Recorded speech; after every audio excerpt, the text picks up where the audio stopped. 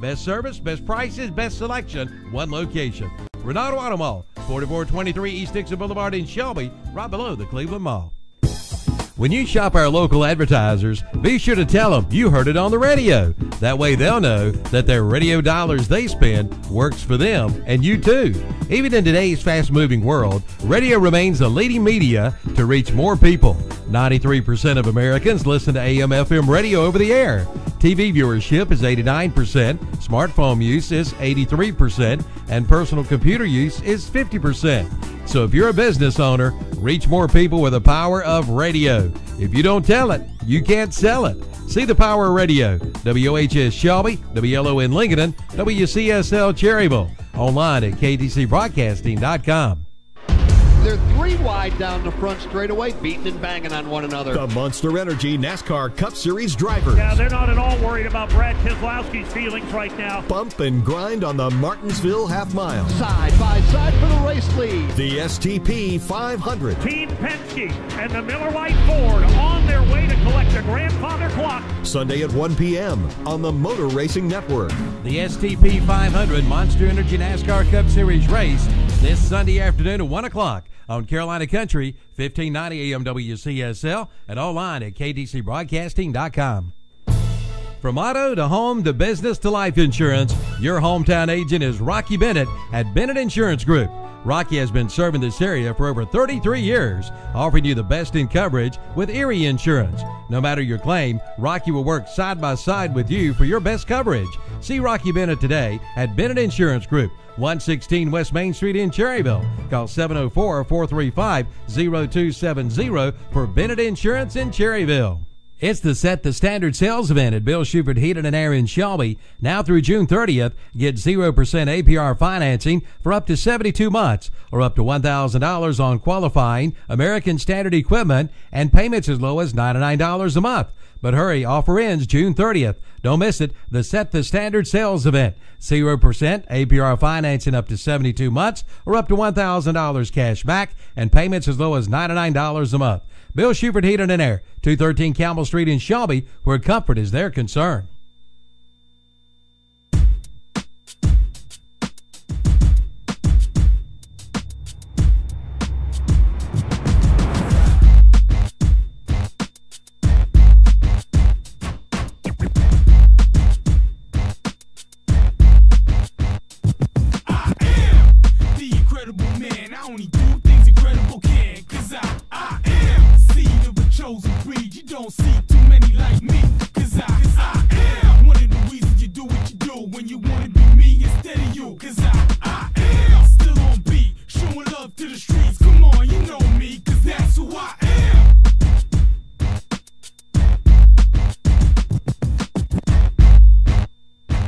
Good morning, Saturday Campers in. Saturday Sports Talk. Kevin Hastings is in here, along with Hunter Yancey and Texas Terry Reinhardt. Don't know where Carson's at. I guess he's still in bed. JP's still in bed. If you guys are on your way listening to me, they'll be here sometime this morning. But good morning, Hunter and Terry. We're working on our breakfasts. How do you say that right now? And Terry, what'd you get this morning from Mitchem's Kitchen? Oh, hold on, Terry. Let me turn you on. Hold on. Have to try that. Now that's not working either. Hold on, let's try that. That might be working. I hit enough buttons. The world needs to hear me. No, that's not exactly how that works. But go ahead, Terry. What you have for me? Well, I had a liver mush and egg on a bun with some mayonnaise. Oh, that's about as thick as it gets in there. Yes, Terry. it is. Are you okay? You yes, need some extra drinks? I am feeling well already. I've already ate that biscuit, and I am in good shape. Well, you'll be ready for the rest of the weekend, I think. Yeah. Hunter, what you eating on this morning? I had egg and cheese. Egg and cheese. I got one in there as well that I'm going to hop on in just a minute. Bracket busting time, fellas. Mine is just lit on fire right now. And I think everyone else's in America's is.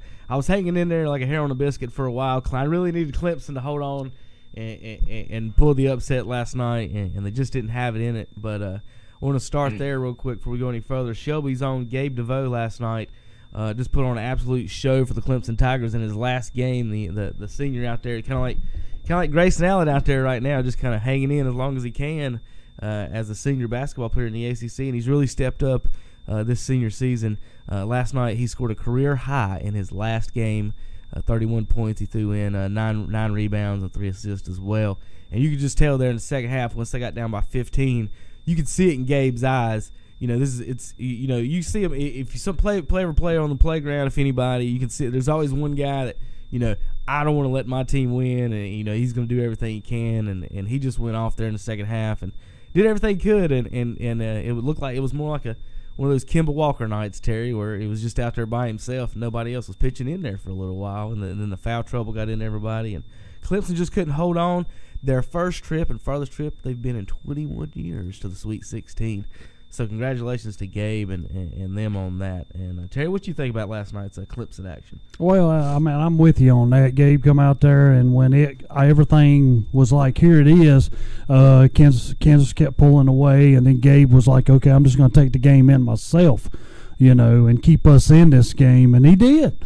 I mean, they come from back, and there for a while I thought, hey, Clemson might have a chance here, but not enough weapons on the court for Clemson. I mean, for Clemson, they've went a long way, but, for Kansas, and you start looking around for Duke, for Villanova, these are teams who are there constantly. Yeah, you see those regular names. That's it, and it's tough to beat even the coach, Self. He's a good coach, I mean, it's tough to get over the hump of beating somebody like that is constantly there every year. But for Clemson, a great year. And speaking of the ACC, I mean, how many people would sit back now and say, hey, at the start of the year, when we get to the end of Final 8, name me who will be in the Final 8. Duke would have come up real easy. Probably. That would not have been a problem. But if you'd have spoke of anybody else, and I'm only speaking ACC, not many people would have said Florida State. They would have never said Florida State would be in your Final 8, but what a show they're doing. Hamilton's got them kids playing together, and to me, they never really have an all-out one guy leading them. It's a whole group of guys, and that's the way college basketball is starting to become. All these one-and-done players, we saw a lot of them get knocked out early, and now that we've got here to the end, I mean, that one side of your bracket, I mean, for most people is already destroyed. Now, the other side, I got 3 of the 4 that are there, and if Purdue would have won last night over Texas Tech, I would have had all 4 of them. Still remaining. Purdue got beat. Yeah, they got Texas Tech beat them. Now it's officially on fire, folks. That was my national champion. Okay. I went to bed before that happened. Did Villanova win? Villanova did win. They did win. They did. I got 1 out of the Final 8. I got 3 out of the Final 8. Villanova. And I don't even have them win the next game, so my bracket is as far as long as it can possibly go. I threw mine away. I can't even look at it. I can't even tell you who I still had left. I threw mine away after the first day. After the first day, I felt great, Hunter. I had, let's see, Buffalo over Arizona. Nailed that one. I had, let's see, had a couple other upsets. The only one I'm still looking at is the one where I did my coin toss. Yeah. I mean, Clemson lost, but it had Loyola of Chicago winning it. Oh, okay. So, I mean, they're still in it. I had Clemson going this far, and then Purdue, and they all got beat. And, just not good. Well, I mean, when you look at it now, and most people will sit there, did somebody have Florida State going away? Yeah. A diehard Florida State fan had them winning it. Loyola, Chicago, same thing. Somebody put them all the way out to win it. Because I'm never going to sit back and say somebody didn't pick them, because somebody probably did. That right That's there, a diehard. What you're saying right there, when I pick my brackets, I never pick Carolina and Duke because of that reason right there. Unless I think Carolina's the best team or Duke's just and I still have never picked Duke to win the national championship. I've picked them to go to the Final Four, but I've never picked them to win the national championship. I never pick Carolina because even if they do, the people in your brackets are, they're going to have the same bracket you do. You hope you're going to win this Arizona Buffalo matchup in the first round. So when I do my bracket, you never win. Nobody ever wins almost because there's always a big group. So everybody has different ways of doing it. I like doing it to where I like picking my favorites in the brackets, and then I kind of like work backwards to where. So you'll ask me, well, why did you have, let's see, Buffalo. Clemson and Buffalo and all these upsets. So Kansas State, I had them in the Sweet 16. I had them beating Virginia. I didn't think Virginia would get past Kentucky, so I went ahead and took the upset with Kansas State just in case if they did upset Virginia, I would get extra points and everyone else would get. And everyone, because, most people's going to hold the one there. So that's kind of how it looked like at that. If I say you're going to get beat, if I think, let's say, you're going to get beat in the Sweet 16, I'll sometimes pick you to lose in the week before, because on my bracket it don't really matter. You only lose 1 or 2 points in the first round. So a lot of my brackets, a lot of those upsets, I'll pick backwards like that and say, well, if they're not getting past Sweet 16, let's go ahead and take the upset there in the first round, and then if I do hit it, I'm ahead of everybody. Right, so that's one way to do it. It obviously didn't work. I have one of my last 8 basketball teams left. I mean, that's like me when I pick mine. People say, "Well, Terry, how far did you take North Carolina State?" Because they know I'm a diehard State fan. But I took them to win game 1, and then that was it. Okay. I mean, you know. So the what's the old lady's name? Sister Jean. Sister Jean. Sister Jean had more faith in her Loyola than you did in your NC State Wolfpack. Well, I mean, you know, you get what's keeping her going right now. This is what's picked him to win 2 games, and Terry only picked his Wolfpack to win 1. What is she, 90? How old is she? 90? Yeah. I don't know. 94, but you got to be honest. I mean, you know, State, if they'd have beat Seton Hall, they would have had to play Kansas. Okay, Kansas is all the way out there. So, that, I mean, you got to be smart when you're doing these things, and that's the way I picked mine. I still got Villanova, I got Kansas, and I got Duke. You got that whole still left on the side. Well, that's the one that hurt me right there, to Purdue, because I had them playing St. Bonnie. Yeah, so, you take a if I'm not mistaken, Sharpie to the left side of that bracket. If I'm not mistaken, the 2 that I have left that I know I put in a Final Four, and the one where I didn't do the coin flip was, I mean, they're still in the Elite 8 right now. It's Kansas and Texas Tech. Texas is I was thinking about picking them to go a couple of wins, and I just didn't do it with them. I heard a lot of people on TVs kind of mention them name as an upset run, so it kind of gives you an idea. Some people I don't really know if they're an upset run, because they're still a 3 seed. That's true too. But nobody's ever heard of them except for when Bob Knight was there. Yeah, I think that's the and they gave Kansas a couple run for their money this year in the Big 12. But that's what I want to talk about, though. This game tonight, the 2 Blues in Kansas and Duke. Or I'm sorry, not tonight. Tomorrow night. Tomorrow night. That's going to be a matchup. I'm looking right here, courtesy ESPN.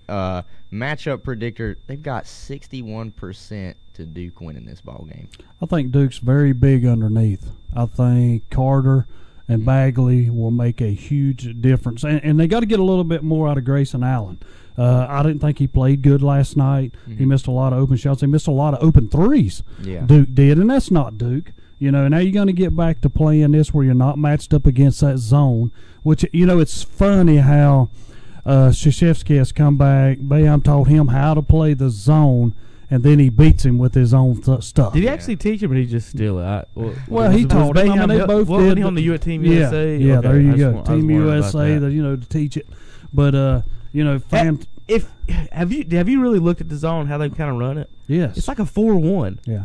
Your guy that posts it's in the middle, extended 1-3-1 or something like that. It's it is kind of weird the way they run it. They run a 4-1, and I was watching the part of the first game, and sorry for folks listening for high school sports. We're about to get on that just a second. We're just want a few comments for it in the NCAA tournament. We'll come back to it in a little bit, but real quick, you would think Syracuse would know how to beat the zone, right? And then they passed it around the top of the key last night. They played 40 minutes of basketball. Let's say they had it for 20, they probably passed around the top of the key about 10 to 15 minutes. At least 10 minutes of their time was just passed around on top of the key. And those corners in that zone were wide open. Once the ball ever went in the corner on either team, because they were playing the same zone, chaos ensued. So they would just, a lot of times they would just dribble up top, never feed to the corner. I think Syracuse has the right guy. What's the guy's name? Starts with a D, the white dude that played in the middle. He got in foul trouble at the very start. Yeah. But anyway, I think they got the guy there because he can hit that little free throw in jumper. You know, he can hit that. Yeah. And that's what you got to have. And then he's got to be able to feed out of that. He's got to be smart enough to see that the guy that's open. You know, and I thought he did a good job with what he was doing. But he got in foul trouble, and that kind of puts them in a stage. If you've only got one guy, then you've got to have somebody else that can post in there. And I don't think they had anybody else. Did they play Duke very good? They did. I mean, they was in the game. Duke could not hit threes. They kept continuously missing threes, and I think that's what kept Syracuse in the game. Let me ask you guys something before our first break here, and for you folks listening for high school sports, we're going to talk about it in the second break. You know, I always throw my conspiracy theories out here, Terry, about games being fixed and whatnot, right? Yeah. So Thursday night, you have a 9 seed, 11 seed, a 9 seed, and a 3 seed win. Last night, it goes 1, 1, 2, 3. both the Kansas game and in the Duke game, and I'll grant you I was pulling for both teams that lost in those games, so it didn't hurt my feelings either way.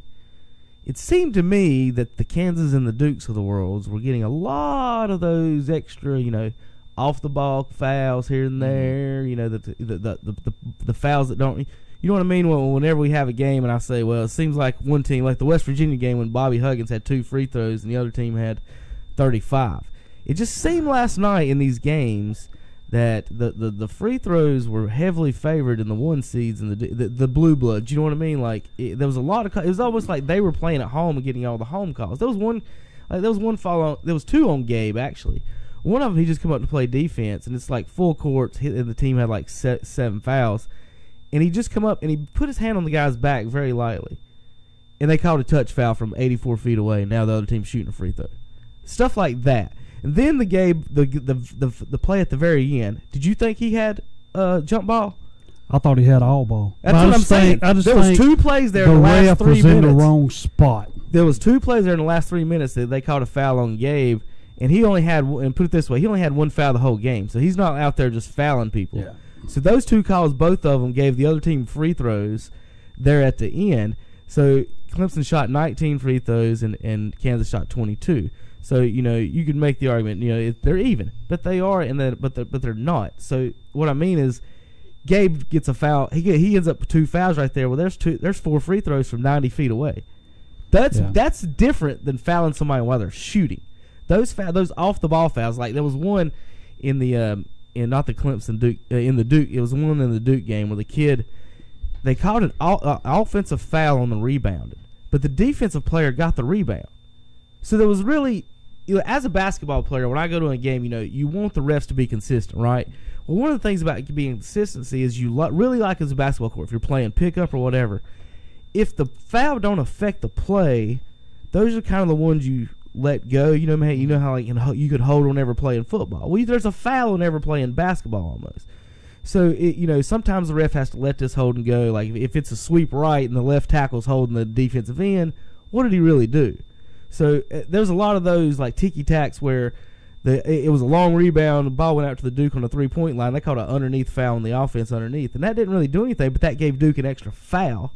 So down in the stretch, when they do get a touch foul, hey, they're shooting free throws. Yeah, well, speaking of the Gabe DeVoe, I think the biggest thing on that was when the ball come in, then all of a sudden it's over here in a corner. I think the backside ref, the one that's supposed to be underneath the goal, had already started up the court. See, I haven't seen that. I mean, I think if you go back and look, I think he's already started up. And then this guy over on this side was like, well, I know there's not much time, so you need a foul, so I'm going to call a foul to give you that benefit of the doubt, whether he got there or not, because when he turned around, he was in the wrong spot. He was in behind Gabe DeVoe, you're right, trying to make that call. But then, I mean, if I go to the next game, the Duke and Syracuse game, it was 63-58. Now, I'll not forget this because the ball went out of bounds. The ball was knocked out of bounds by Syracuse. They even stopped the game to go look at the monitor, and it showed the Syracuse player knocking it out of bounds. But they end up giving it to Syracuse anyway, and he hits a shot, makes it 63-60. And there are some plays that you can say, well, maybe not, that the guy was on his side, because that ball, to me, when they kept showing it, come off of Syracuse, but they gave it to him anyway. What I was kind of getting at, with the seedings and everything, on Thursday night you have, like I said, 11 versus 9 and 9 versus 3. Well, what if you have upsets the next night? Then you're looking at 5, 3, 5, and 11 again. Do you think CBS paid $2 billion to have that? Well, I'm going to be honest with you. Tonight's game, Loyola Chicago against Kansas State, I'm going to tell you, as I'm sitting here right now, it would not surprise me one bit if Loyola beats them. No. Because I'm going to say, there's your Cinderella. They beat a 6, a 3, and a 7 seed. They're not worried about the 9, are they? No, they're not worried about that. And all of their games have been really within like a point. Yeah, and when you sit back and you say who they play, well, okay, they had a last-second jumper to beat Miami. In a game, if Miami would have hit free throws, that would have not happened. So they win a game there. Then they beat Loyola 2-1 Tennessee off a last-second jumper to defeat them. And then who they get? They wasn't Cincinnati. Who's they going to match up against? It's Nevada. So they daggum make a run on Nevada, get a lead. Nevada comes back, but they end up hitting a big 3 there at the end to clinch that game. And now that you move on, they're thinking, okay, we're going to play Kentucky. Well, guess what? Kentucky's knocked out of it, so now you got Kansas State. Oh. And when you're these guys and they're playing somebody as a lesser opponent, I'm just going to say this, as a lesser opponent than a Kentucky or a Cincinnati. How's Kansas State going to respond to playing Loyola? Well, that's what I'm saying. Are you going to be ready to play? You know, some teams are bad about playing down to their competition or playing up to their competition, which is what you got to worry about. With Kansas State maybe going in here with a big head after knocking off a hot Kentucky team. Kentucky's been hot the last part of the SEC tournament into the NCAA tournament, but Loyola is like the epitome of what this tournament really is about with Cinderellas. But it also speaks to the everybody you can't have a bad night in the NCAA tournament. If you're the another team, you can't have a bad night. You just can't, because all you get's one game. This ain't double elimination. You got to win one game 6 times. If Duke had been playing and this is just me, and I'm not a Duke fan. I mean, I'm glad they're in on kind of ACC. But if Duke had been playing anybody else last night, they would have had a hard time shooting the way they shot from 3-point line. Now, when they come back on Sunday, you wait. Duke will be lighting it up from 3 because your whole defense is going to be different. They're going to have a lot of screens to get open threes, and I guarantee Duke knocks these down on Sunday. They got Kansas. Yeah, they do. The only problem that I have there is Duke is way bigger underneath. That's true, too, but they were talking about it yesterday. Kansas guards are so good.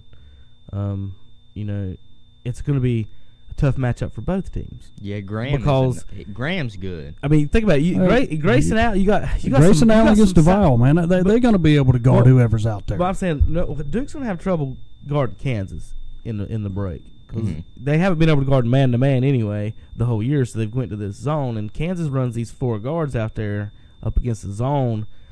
It's going to be trouble for Duke trying to, especially on missed baskets. Because when you go miss basket, you got to pick up a man. They go man to man now. Now you got these big men pointing. Well, I don't want that little guy. Let me get him. I think they're going to have some big men. And these Kansas players, they're not just jump shooters. They attack the basket like crazy. They need to watch Bagley. But they're going to try and get them big men in foul trouble. Matchups for both sides. For both of them, I think it might be 90-80. I mean, yeah. Now that's what I'm thinking. I think it's one of them games you're going to get out and run. And for Duke, they like that because you go back and look at some of the games they've lost. When they lost to St. John's, what St. John's do? They'll pound them underneath. That's what you got to do. Kansas is not going to be able to do. They got the one guy underneath there. What's his name? Sneed, I think's his name. But as far as having a lot of guys who can get you, I think this Duke's just so big underneath. If you can get Carter and Bagley in foul trouble early where they got to get off the court, you got a good chance against Duke. How Bagley didn't get a rebound until like the second half last night? Is that not weird? In a zone? Like, it's hard to rebound out of a zone. I will say that. His mindset's on you got to box out. Well, that's the thing. If you just box out whoever's around you and the ball comes near, you got to rebound. If he's really that's a hard thing to get rebounds out of. Tell people to box out. It is. That's That's really hard out of a zone. If you're not covering everybody, if everybody don't understand who their individual is to box out. Yeah, I mean. Well, they've been playing 30 games, Terry. They better get it figured out. Yeah. JP, ready for a break? JP's in the house, everybody. I don't know if y'all saw him sneak in. Carson, we don't know if anybody knows where Carson's at or her. I texted him and did not get a response. Maybe he's still sleeping. Hope nothing bad happened to him. If he's on the side of the road with a flat tire, somebody give him a new tire and tell him he's supposed to be in here talking basketball now. That's right. He's got stuff to do, Terry. All right, real quick. This weekend, we've got all kinds of things. Today, we got racing at 1:30 today. We've got both games tonight. We've also got Division II championship this afternoon. And today, free hot dog Saturday, folks. It's free hot dog Saturday again at Sheila's Sheds in Lincoln. Sheila's Sheds in Lincoln. And if it's Lincoln, I'm guessing we're going to have city lunch hot dogs for that too, Terry. Hey, so free hot dogs over at Sheila's Sheds today. Go check out all they got. Great selection of sheds over in Lincoln. And you can listen to Calvin and Steve and whoever else shows up over there today from 10 to 2. And check it out over near in the Boger City area of Lincoln. And if you're wondering exactly what area over it is, it's more technically Boger City, I guess, than officially Lincoln. All right, ACC Barnstorming Tour, Terry, coming April 18th. For all you Carolina fans, you got one more chance to see some Tar Heels, to see Joel Berry and Theo Pinson and Aaron Roman. They'll be coming to Hunter Huss High School April 18th.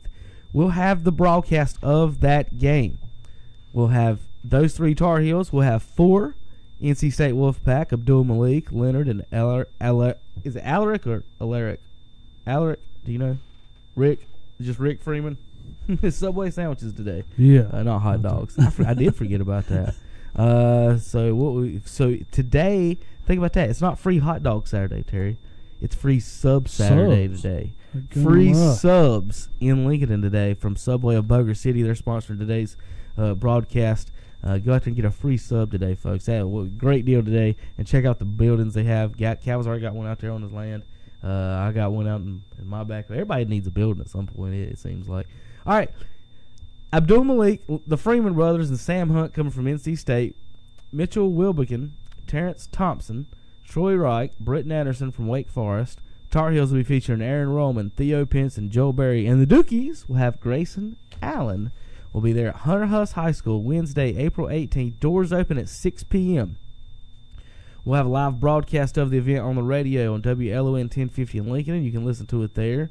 WOHS 1390 AM, 101.5 FM in Shelby. You can listen to it there. And then we're going to be broadcasting it on YouTube. You can watch the game on KTCBroadcasting.com YouTube page. I want to thank some of our sponsors that have already jumped on the game. Sism & Son will be our title sponsor. Thank you guys over there. Sism & Son Paint and Body over there in Kings Mountain Town. Sorry. Scoreboard sponsor Dellinger Jewels will be sponsoring the scoreboard. So we want to thank both of those for jumping on. Also pick up this week's What's Up Shopper. On the cover is Gabe DeVoe and C.J. Allen. That's Shannon's son, Terry. And you know what? Shannon, you're the curse of Clemson High School. You put your boy on the cover. It's like Sports Illustrated. We got C.J. Allen here on the cover with Gabe DeVoe. Sweet 16, and the next thing you know, they lose. Come on, Shannon. We're going to blame that one on you. Shannon, of course, the Friday Night Football host will hear of Terry in the pregame show.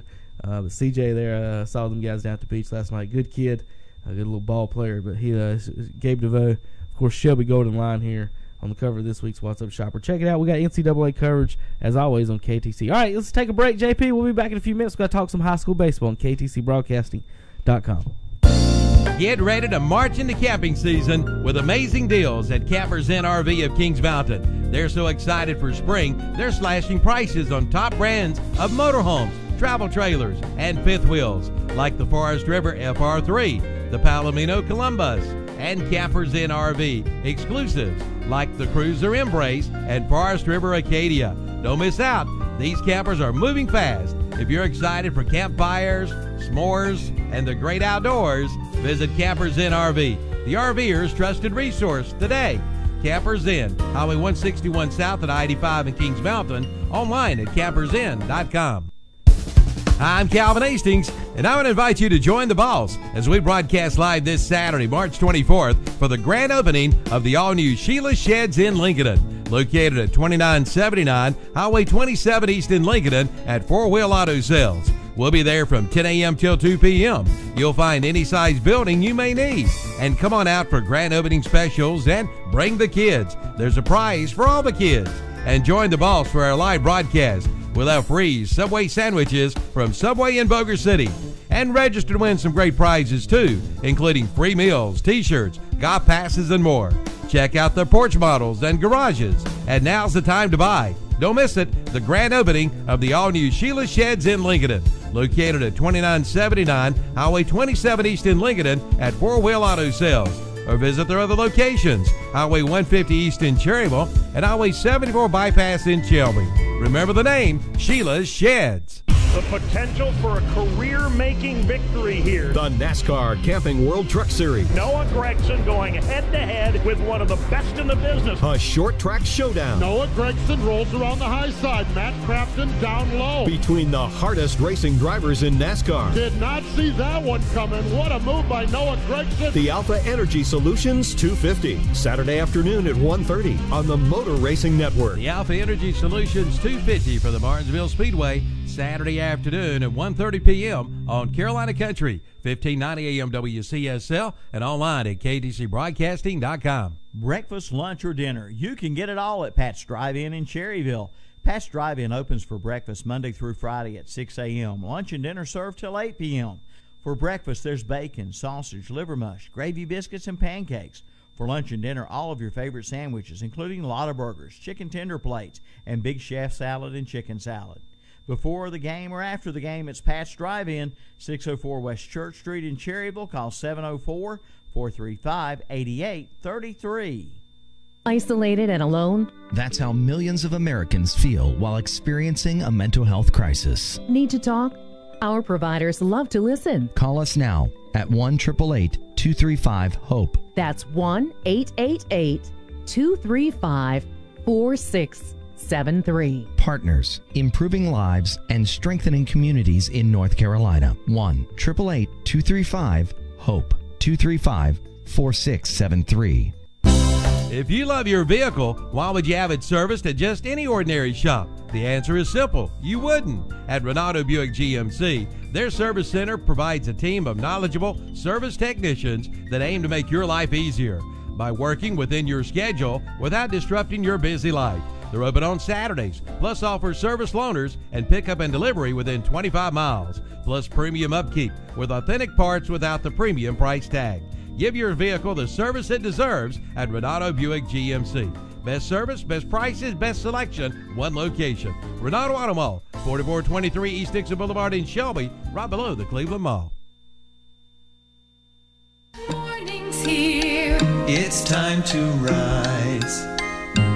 Wipe the sleep from your sweet eyes. The sun is up. The sky is blue, and so it is we sing to you. Good morning, we hope you're feeling swell. Good morning, you look like hell. There you go. I was waiting on that, and JP didn't know what was coming on now, and Jock messed that one up the other day. Shut up, JP. See, you think you're being cute. And then you mess up. Good morning. Hit the button. Gotta hit the button to hear you, JP. Sorry, I wasn't turned up. But everybody says that in the morning. What'd you have for breakfast, JP? Well, I haven't eaten it yet. I haven't heated it up, but it's going to be a sausage biscuit. Sausage biscuit for JP. All right. Let's get into some high school baseball standings real quick and games and from around the area. In last night, we'll start over in the Southern Piedmont 1A, where Lincoln Charter's 4-2 overall, Bessemer City 5-4 overall, Cherryville 5-4 overall. In the conference, Lincoln Charter's 4-0, Bessemer 5-2, Cherryville 4-2. Highland Tech, Thomas Jefferson, and Piedmont Charter bringing up the rear there in the Southern Piedmont 1A 2A. Highland Tech 3-6 overall. 3-4 in the conference, but I do think they just got a win the other night. Let me make sure I pull this up and get all that right. We're going to pull up some scores here in a minute from around the area as well. Let's see. They did they played Cherryville twice this week. I thought they had won one game. They won 4-2 Thursday, and then Friday night here they lost to Cherryville 4-3. So good matchups here this week. For the Rams. The Rams next week on Tuesday will be at Thomas Jefferson, and then on Thursday be at home against Thomas Jefferson. So there's some Rams action, of course. Next Tuesday we'll have Cherryville Ironman baseball. They're going against Piedmont Community Charter next week on Tuesday and Thursday. We'll have both those games. Community Charter though 1-6 overall. Cherryville 5-4. Ironman looking to probably pick up maybe some wins there in that. This week. All right, over in the Southwestern 2A baseball, RS Central 7-1 overall, 6-1 in the conference, 7-2 overall, 6-1 in the conference is South Point. Then after that, Shelby 3-4, 3-5 overall, East Rutherford 3-4, 3-5 overall, East Gaston 2-5, 3-5 overall, and Chase 1-6, 1-7 overall. In the Big South 3A conference, we have Ashbrook. Well, that is not baseball, is it? That's football. I guess, Terry, we can't tell you the football stand. Everybody was 0-0. I was like, I don't think that's how that works. So I'll try to find get the crest baseball up here in just a second. But I can. We'll skip over to Lincoln and South Fork 2A conference real quick and talk about their standings. as the Wolves having a pretty good year, Terry, starting it off here. Are. Lincoln in 5-3 overall, 3-3 in the conference. They're sitting there about the middle of the pack with West Lincoln 5-4 overall, 3-3 in the conference. Up top of the conference though, 7-1 North Lincoln, 6-0 overall. Lake Norman Charter 7-2, 5-1 in the conference, and Bandy's 8-1 in the conference, 5-1 in the conference, 8-1 overall. So then Maiden at the bottom, 1-7, East Lincoln 2-7, and Newton Conover 0-9. We talked a little bit about that last week. It's so weird seeing East Lincoln and Maiden down there at the bottom of the conference like that. Especially East Lincoln. I mean, they've consistently in baseball been one of the top-notch teams, Yep. For probably the last 8 to 10 years, and then to see them towards the bottom and with two victories and only one, amazing.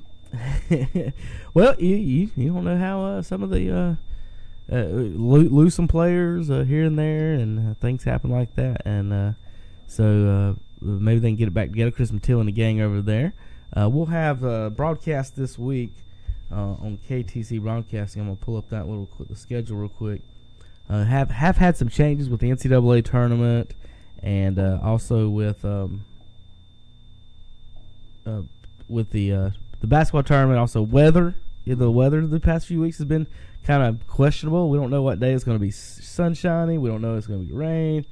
We don't know what day it's going to be above 30 degrees. So, anyway, this week on Tuesday and Thursday, we'll have Maiden at Lincoln on Tuesday. And then on Thursday, we'll have Newton Conover at Lincoln. So, we're going to have 2 Lincoln games this week for you Lincoln fans on WLON Tuesday and Thursday, weather permitting. Over in Cherryville, like I said, we'll have Piedmont Charter at Cherryville on Tuesday. And Thursday, Cherryville at Piedmont Charter. And then on the Boss here in Cleveland County, North Gaston at Burns Tuesday, Terry, and that's going to be a good matchup. As soon as I can pull up those standings, I wanted to kind of point that out.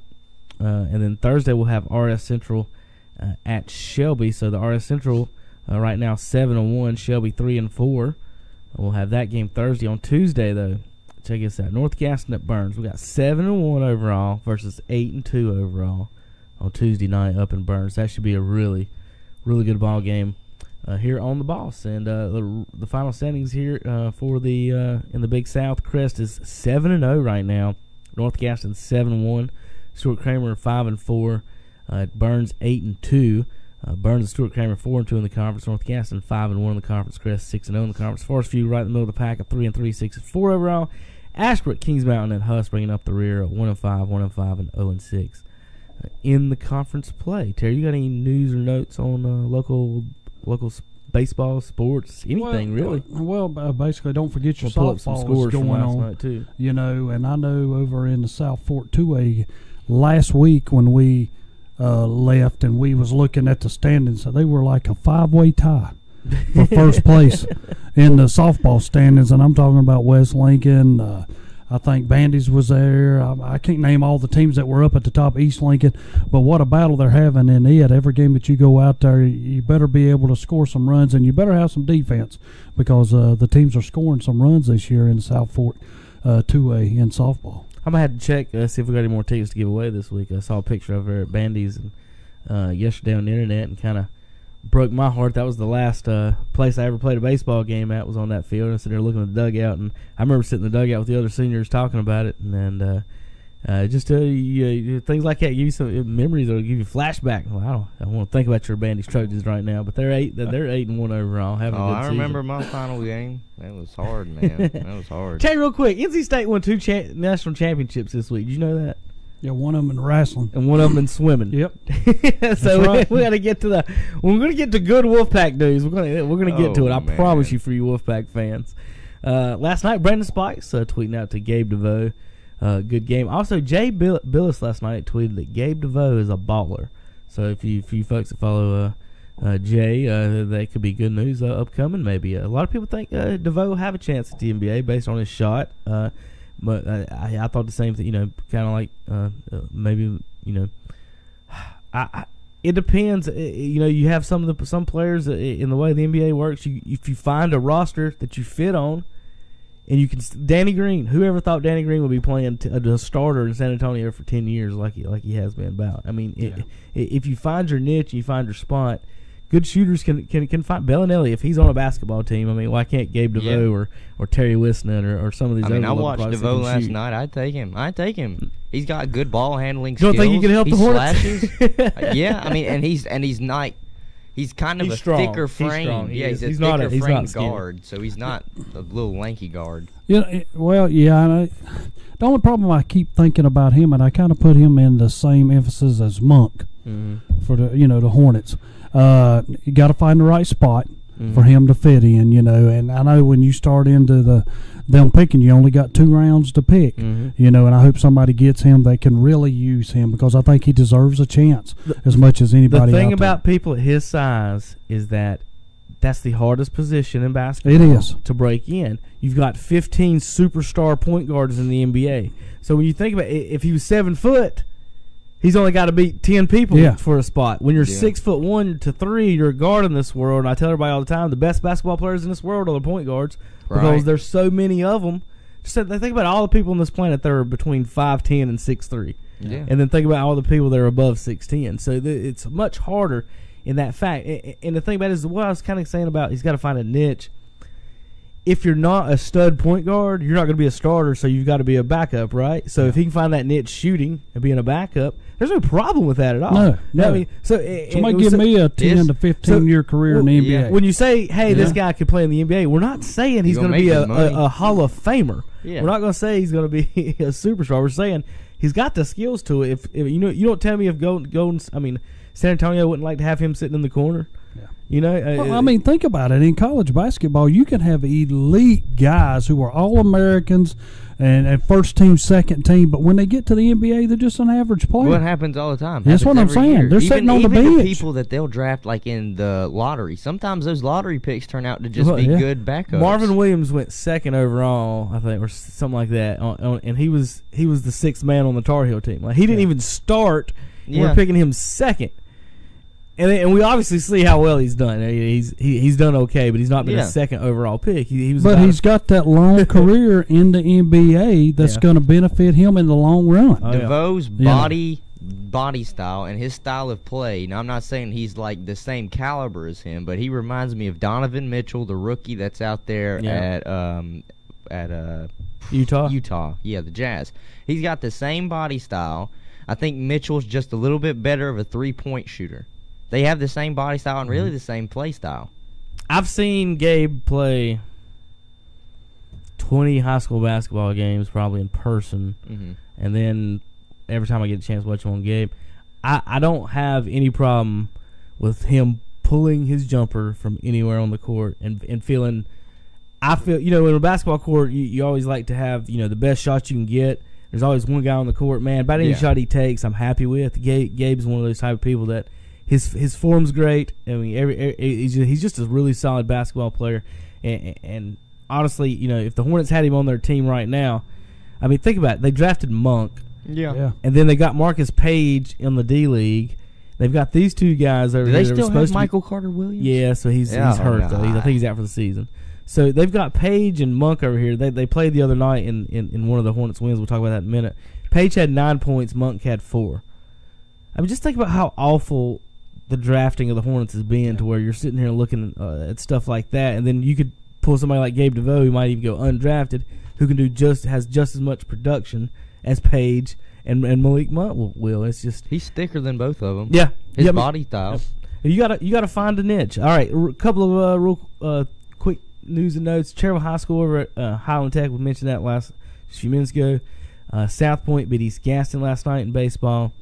Some other news and notes from Richard Walker, who is now this week's. Let's make an announcement for him, Terry. He's being announced as inducted in the North Carolina American Legion Hall of Fame. That's good. To Richard Walker, and we got to get with Richard sometime, and even Terry kind of mentioned this before. We need to get both these guys all the information and news and notes that they have, and need to put it on a website somewhere and get the info because, hate to say, I'm not saying that putting you in the grave, Terry, but y'all ain't gonna be around here forever.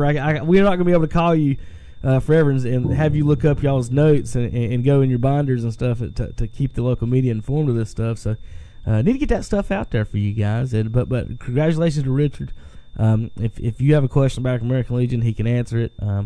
And he's just as nice as he can be and helpful with anybody else. Through the years with us, he's joined our broadcast when we need him. And nobody, when people deserve awards, it just makes you feel good to even talk about it. This is the type of thing that I'm sure he hasn't worked his whole life to be in the North Carolina American Legion Hall of Fame, Terry, but it is a recognition of what you've done and what he's achieved and done for the sport here in North Carolina, right? I agree, and anytime that I've ever went to Richard, he's always helped me out, and we try to help each other out, and vice versa. But I know when we played together, I mean, he knew exactly what I did with the count 1 and 2 to count 3 and 1. I mean, he could tell me, and that's how thorough he was, and and I love that because I'd be like, okay, I never want to go to 1 and 2 because this is what I do, But I mean, he is thorough, Richard. We appreciate what you've done and everything that you've done for sports and and around in our community. All right, just reading some tweets down through here for some scores. Let's see. Stuart Kramer stays unbeaten in 3A girls soccer, beating North Gaston. Let's see. Going down the road, South Fork baseball scores from yesterday: West Lincoln 9-4 over East Lincoln, North Lincoln 7-1 over Lincoln, and Maiden 8-7 over Newton Conover, and Lake Norman Charter 8-5 over Bandy's. It's a big game there. I mean, Lincoln Charter over Bandy's. Bandy's was at the top of the league, and that kind of put Lincoln Charter by themselves. Bandy's first loss? Maybe they're second. I think they've lost first 2. in the conference. Yeah, first in the conference. Okay. Crest won 5-3 at Burns in baseball last night. Forest View 5-2 over Kings Mountain in baseball.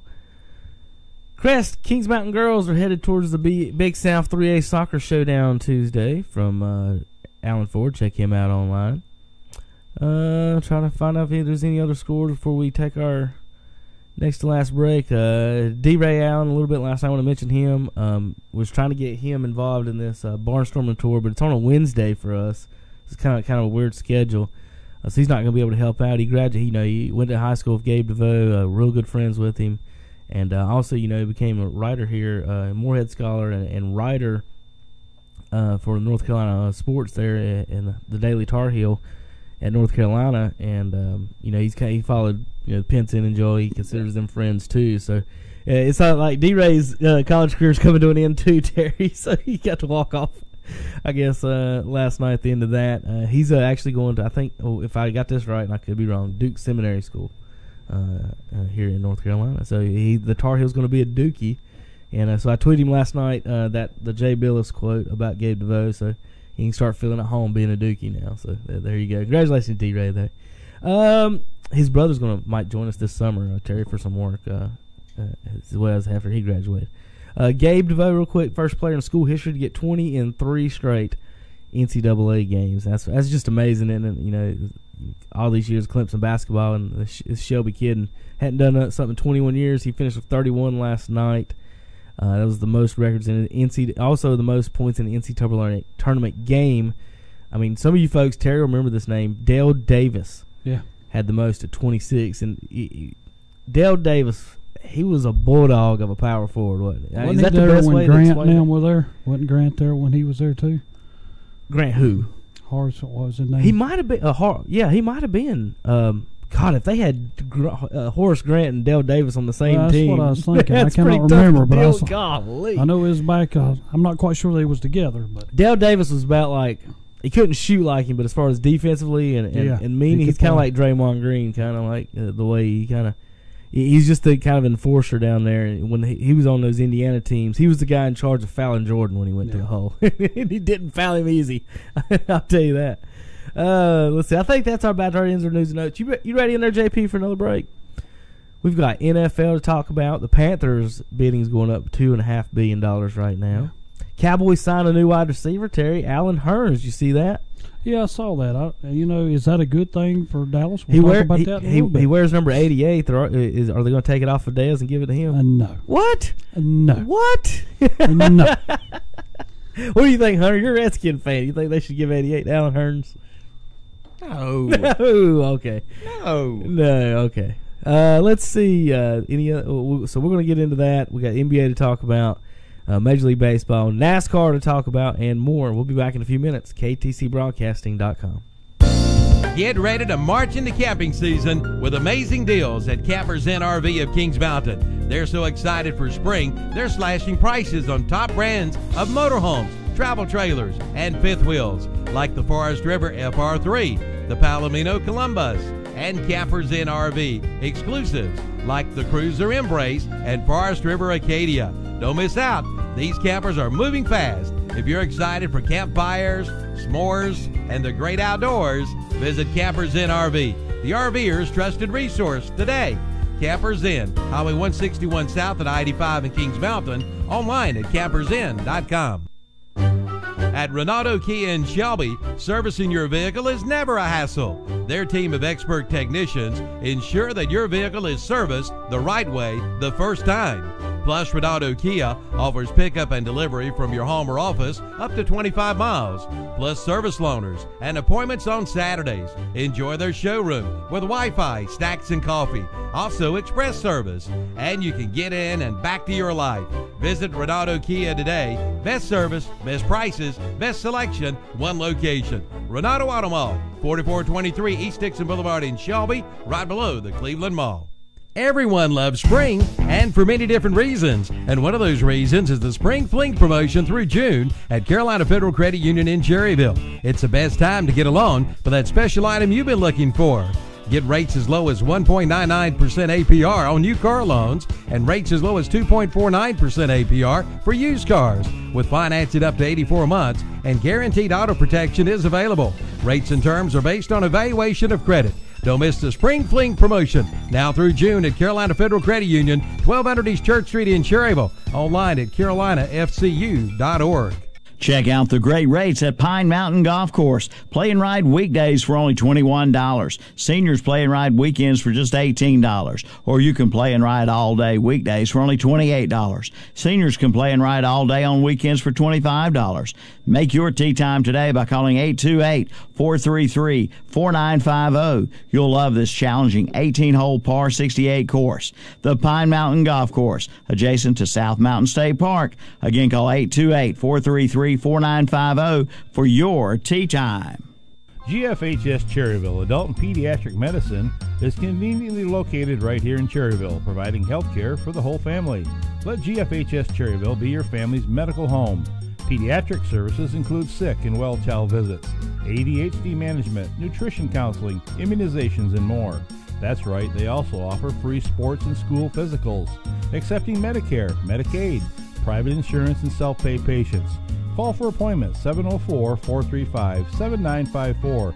GFHS Cherryville Adult and Pediatric Medicine, 112 South Oak Street, Cherryville, 704-435-7954. Like them on Facebook too. 2018. That's the year for your new Polaris from Full Throttle Power Sports in Lowell.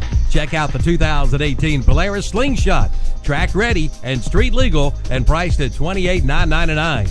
And introducing the all-new Polaris Ranger XP 1000. It's more rugged, more refined, it's more Ranger. Trade in and trade up at Full Throttle Power Sports. Exit 22 off I-85 at 100 Indian Walk in Lowell.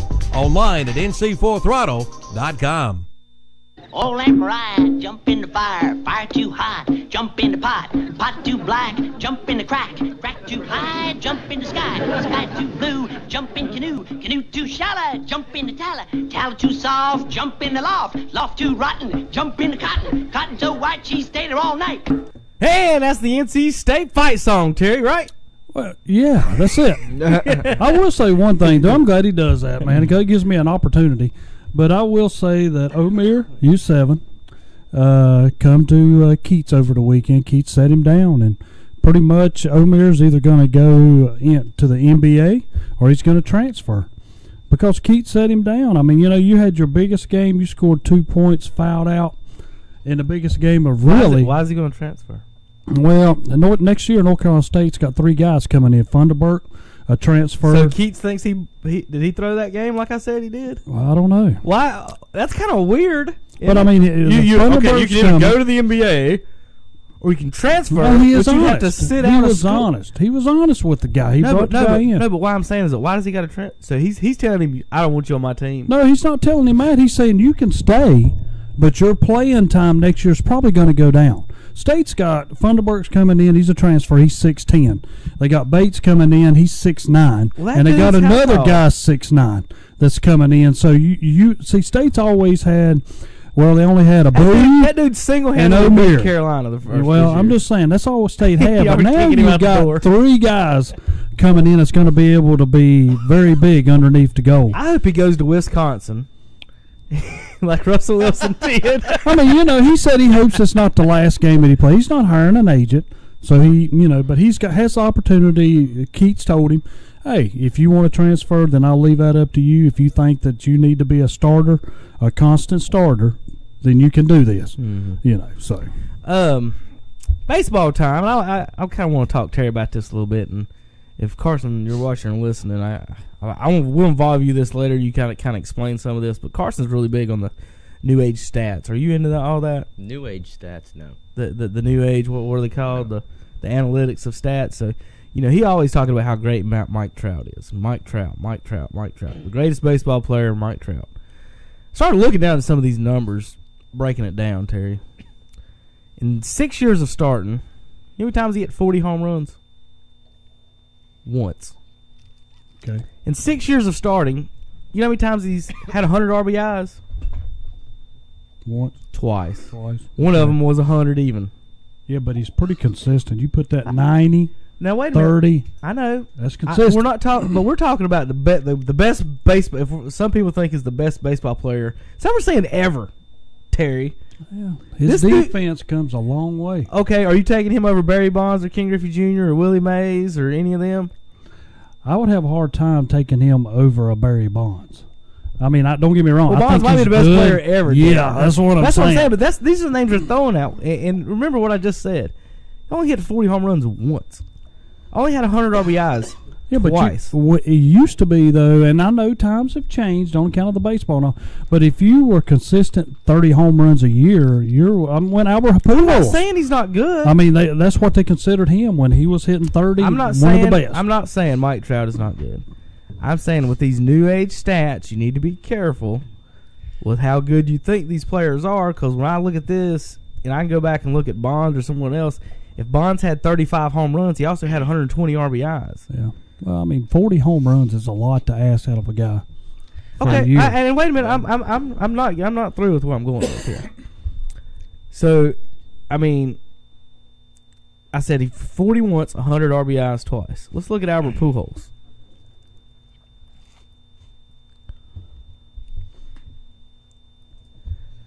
One, 2, 3, 4, 5, 6, 7 times he's hit 40 home runs in his career.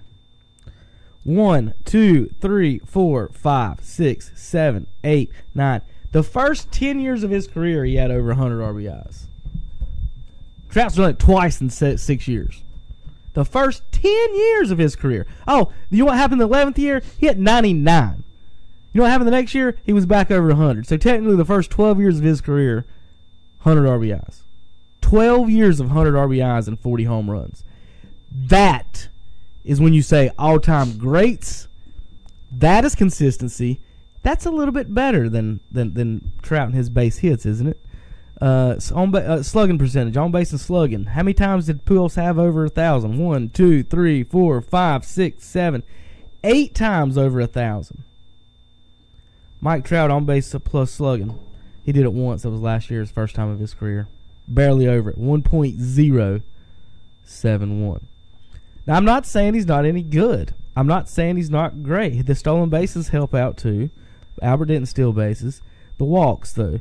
He's walked 100 times twice. He struck out 100 times 5 times. How many times Albert Pujols has struck out in his career, Terry? 17 years he's never struck out 100 times in his career. Not once.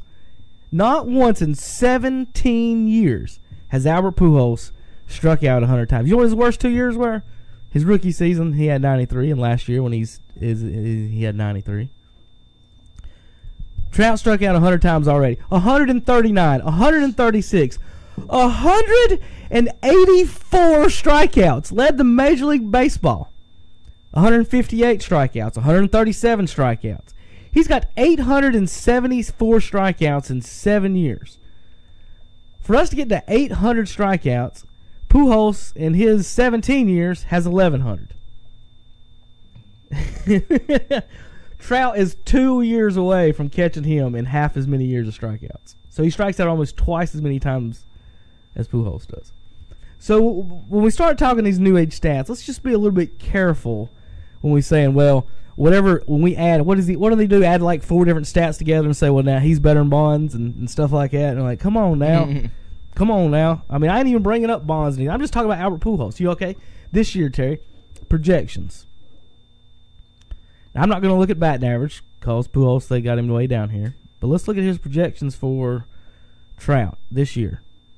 29 homers, 74 RBI, 100 strikeouts. Pujols projections. 26 homers, 91 RBI, 84 strikeouts. And he's supposed to be done at age 38. And he's going to get the same number of home runs, the same number of RBIs, and less strikeouts than what people say is the best player in baseball. Got to be careful with these new stats. No, I like home runs, Trout. RBIs. I do too. Yeah. I like him. I just want everyone to know when you start talking about greatness, there's different levels. Now, look, people can say greatness all they want, but my favorite baseball player of all time is Chipper Jones. So anybody that tries to tell me anything different about greatness, I can probably pull up Chipper numbers. I got Chipper's numbers I bet you're better than Trout. I got Chipper's numbers right here. Chipper's got great numbers. Terry, how many times did Chipper strike out 100 times? How many times? How many times did Chipper Jones strike out 100 times? I'm going to say 3. None. None.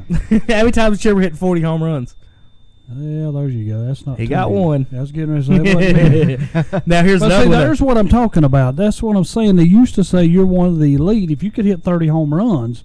Yeah, you know what I'm saying. But here's the kicker. Here's the kicker. Now though. RBIs 1, 2, 3, 4, 5, 6, 7, 8, 9 times he hit 100 RBIs. And I can see that because he's a switch hitter. I was about to say, is Trout a switch hitter? Huge. You know that is huge. Ozzie Smith is a switch hitter. How many RBIs he get? That ain't got nothing to do with RB. If you're a raker, if you're a doubles hitter like Pujols and Chipper, you pound the ball at Barry Bonds. If Chipper did the steroids that Barry Bonds did, we'd be having a different discussion about Chipper right now. I'll give him that much credit. I mean, he's a career 303 hitter, 19 years. Pujols is a career 305 hitter, 17 years. Mike Trout, a career 306 hitter. So you're above 300, you're a good ball player. I just want to make sure that before we start jumping to conclusions on how great these guys are and everything, let's be careful. I mean, I'm glad you put up the Chipper. I mean, he raked. Oh, anytime we talk baseball, I got to talk about my favorite player all time. It was the saddest day when he said, "I'm retiring." I was so sad. I like Chipper. I like how he played the game. I like overall. I mean, I will tell you a quick story on Chipper. He was not happy about going to the outfield. When Vinny Castilla came, I have an inside source who was on the same practice field with those guys. Right. He says Chipper was not happy. The Chipper would sit in the outfield and complain and whine and make snide comments. Every time Castilla messed up, you'd hear chirping in left field. Yeah. And just give you a little notes on Chipper. He was not happy with the move to the outfield. Oh, well, think about it. You're so used to being at one position, and they say, "Hey, man, we want you to come out here in left field." Yeah. And you're known to be an infielder. You're like, "Oh, come on now. It's what hard. is this? It's hard. What is you're this?" You're supposed to be the star of the team. Yeah. And you're who asked the best player to change positions for asking the best player to change positions, and especially asking an infielder to go to outfield. Yeah. That's kind of like, oh, come on now. You're basically saying you think he's better than me at that position? Oh. Honestly, for what they did on that, what they think, they wanted Castilla's bat, and that's the only position he could play. It's a shame they don't have designated hitters. You know, if they wanted to have his bat, they had to put him at third and put. Those were fun days for Atlanta fans. Now remember, brothers. St. Louis did the same thing to Pujols. Yes, they did. And they signed Scott Rowland because they had Pujols at third. Rowland comes in. Well, Rowland, you're playing third. Pujols, now you're in left field. So the Cardinals did the kind of same thing. Chipper, I thought, much better athlete-wise. Pujols is a very sneaky base runner, very good base runner. But, you know, with the Cardinals, when they did that, a funny quick story about your Braves. My dad and I were in the stadium. Pujols was drafted and recruited, all that stuff, as a shortstop, believe it or not. Mm-hmm. He played one game in his major league career at shortstop. It was against the Braves, and I was there, believe it or not. Yeah. We were sitting there, and La Russa makes his 95 changes, and we're sitting there looking at this. Well, who's going to shortstop? They still got all 4 outfielders, Pujols and Rowland all in the lineup. And who's playing short? And I looked at that, I was like, honestly, I'm going to be joking with this one, but Pujols was drafted as a shortstop. He's like, I ain't putting him at shortstop. By God, if he didn't walk out there and play 2 innings at shortstop, we're just like, God, don't hit one in the hole. He's not about to backhand one. And, Derek Jeter did. But he got 1 ground ball hit to him, and he made the play. It was hit right at him. But I do want to say, I saw Albert Pujols play shortstop in a Major League Baseball game. So that's almost as neat as actually being at the World Series when they won it. Almost as neat. I ain't going to say that. But again, on the Trout thing, Pujols got 2 World Series. Trout's not none. I know it's not his fault, but it's not. It's a team game. It's a team game. But just be careful on these guys. I'm not saying they're not all the time. It's just we're so quick to say how great people are. He's still early in his career. Yeah, I want to mention something to y'all. I mean, I was watching the preseason baseball, and maybe y'all look over at it every now and then. Mm-hmm. But the Yankees have Stanton and Judge. Judge is their leadoff, Stanton batting second. That's dumb. I mean, I am totally lost at what baseball has come to. Because why do you have a home run leader, which, I mean, don't get me wrong, Hayward, led off for Atlanta. Where have we come nowadays in Major League Baseball where one of your elite home run hitters is your leadoff man? Offense is what sells tickets. Yeah, but I'm not quite understanding that. I'm used to having like a Willie Wilson or Ricky Henderson or somebody leading off that can get on base. Isn't this manager's first real MLB? Yeah. He might not know what he's doing yet. Well, here's what I don't understand. Okay, I'll give you an example of kind of what Terry's talking about. Exactly. It's kind of there's a different mindset to leading off the ball game. Yeah. Number one, because you're hitting in front of the guys that can punish the ball. So your job is to really get on, walk, do whatever. Yes, and your job is to let the pitcher throw a couple of pitches. I was a bad leadoff hitter because I'm a really good. I almost never struck out. Never struck out. Struck out 4 times my senior year, and 3 of them were in the damn Easter tournament. So one time the whole season. Leadoff hitters can't kind of do that. The reason I didn't strike out is because I was really good at contact. So I'd hit a lot of choppers in the corners or floaters down the line or something, just reaching out and saving my, two-strike hitter, put the bat on the ball. Leadoff hitters can't really do that as much because you need your on-base percentage to be higher. So you can't go out there and chop balls in the ground. So a lot of times I'd end up hitting second because I could make really good contact. I could drive the ball in the gaps. I had a really good eye. I would walk if I needed to. I was not out there to walk. I was out there to get a hit and put the ball in play. And so I was not that great of a leadoff hitter. I could steal bases like a leadoff hitter, but when you put somebody, I wouldn't have Pujols at leadoff. Or like you're saying, it's just kind of weird in that sense that you at least need one guy. You don't want to send your best hitter up there first. And the pitcher's got all of his energy. He just come up there and nobody's seen any pitches yet. And when you're in the batter's box, you're working on timing too. Yeah, there's a lot of different things. It is kind of weird. And why would you put Judge up there? Judge has got strikeout problems, and then have Stanton that's the first thing you done. He struck out. Yeah, Judge has got strikeout problems. He ain't getting. If it ain't a home run, then what is it? See, that's what I'm saying. I did not understand that. And this was yesterday. Boston beat them 5-0. So there you go. I mean, but they batted first and second. You tend to want somebody that bothers the pitcher to bat first and get on base. And not somebody who's either going to strike. I guess they're to be scared of hitting a home run. They're probably trying intimidation. Is that all? Is that when they're going Judge and then Stanton? The dude just I got to think about this for a minute. But if I'm the opposing team, just like Boston beat them 5-0, I hope you do this all year long because I do not think that's how you need to approach your season. Who's their best average hitter, Terry? Do you know? I mean, just the best hitter probably. Who should be leading off for the Yankees? I don't know their lineup that well. I don't know the Yankees that much. That's a good question because they got there's another guy, I can't think of his name. He's a home run hitter that's on the squad. But he's probably the better hitter out of the 3. You talking about Gabby Sanchez? Yeah, he is probably the better hitter out of the 3. So here's what I guess what they're thinking.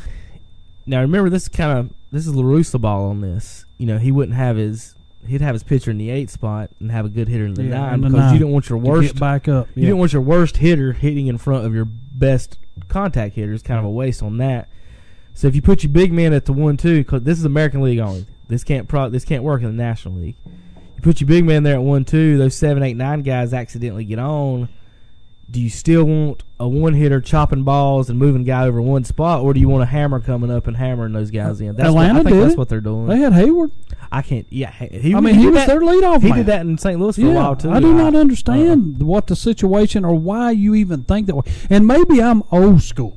Maybe I'm like the guy that wants the Vince Colemans or somebody who's going to get on base. That's amazing watching him. Yeah, that's what I'm saying. Somebody who's going to get on base and can steal second, and right off the bat, when I'm starting the game, my second and third guy are already looking at RBI because I got a guy in scoring position. Right. If Judge gets on first, don't get me wrong, does he steal something? Yeah, but he's going to be thrown out just as much. So I'm not having a Judge lead me off and he walks and he gets to first and then it's going to take a triple to get him all the way in, and then he's going to have to be running. All Stanton has to worry about those hitting. They got him at DH. That's all he has to worry about. He walks up to the plate and he says, he's a pretty decent athlete. Yeah, he's DHing? Because he's a right fielder like Judge is. Why ain't Judge DHing? He's not a better outfielder. Well, that's what I'm talking about. There you go. I mean, I think they've got, I don't know, and maybe Yankee people think it's going to be okay. I think in the long haul, and this is me, and I'm just going out there on my own little limb, I don't think the Yankees make the playoffs. I mean, that's just me. Early hot take preseason predictions from Terry. Hot take. All right, Terry. They don't even show it anymore. It's not even that big of a stat. I was about to pull up stolen bases. It's not, you can't even look it up. Yeah, they about took that away. It's not part of the game no more. I mean, I'm going to have to type this in on a Google search. I mean, think about it. Back when we were growing up, Ricky Henderson and them was having 80 to 100 if you got that many. Nowadays, your leader might have 50-something, maybe 60, if they've got that many.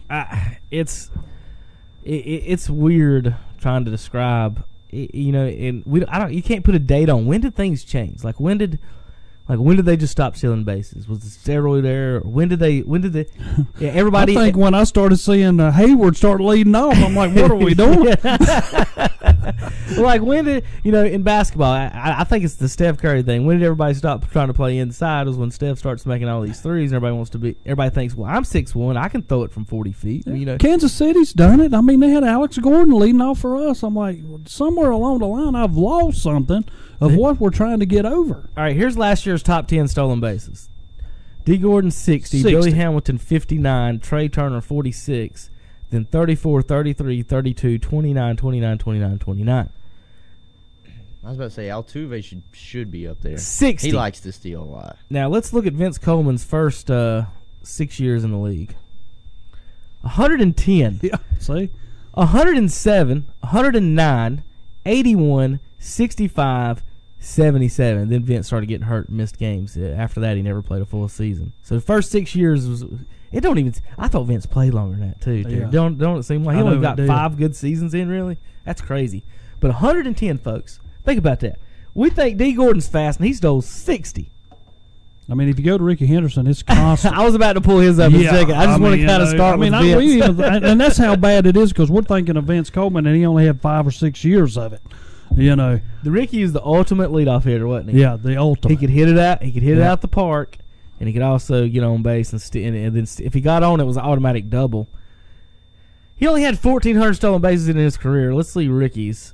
He actually, Terry, you thought it was better than what it was. He only had 103 times, just like Vince Coleman. Yeah, there you go. But he is in the 80s. But he had a lot of 50s, 80s, 70s. He went 33 in his first year, only played 89 games. And then the next 5, it was kind of like Vince Coleman's. He had 6 straight years of excellence. 100, 56, 130, 108, 66, 80, 87. 130 stolen bases. Look at this. He had 116 walks, 130 stolen bases. So if you walk his Ricky, career, look at down there, he had 59 in 1992. Oh, we're still scrolling down, Terry. Yeah, I mean, that's what I'm saying. Way down in his career. In 1998, at age 39. He had more than that. 2, 3, 4, 5, 6, 7. In his 18th career year. 18th year, Terry, he was 39. He had more stolen bases than D. Gordon did this year. Yeah. So 39-year-old in his 18th year had more stolen bases than this year's or last year's leader in stolen bases. That's crazy. All right, let's give an update real quick on Madison Bumgarner, Hunter.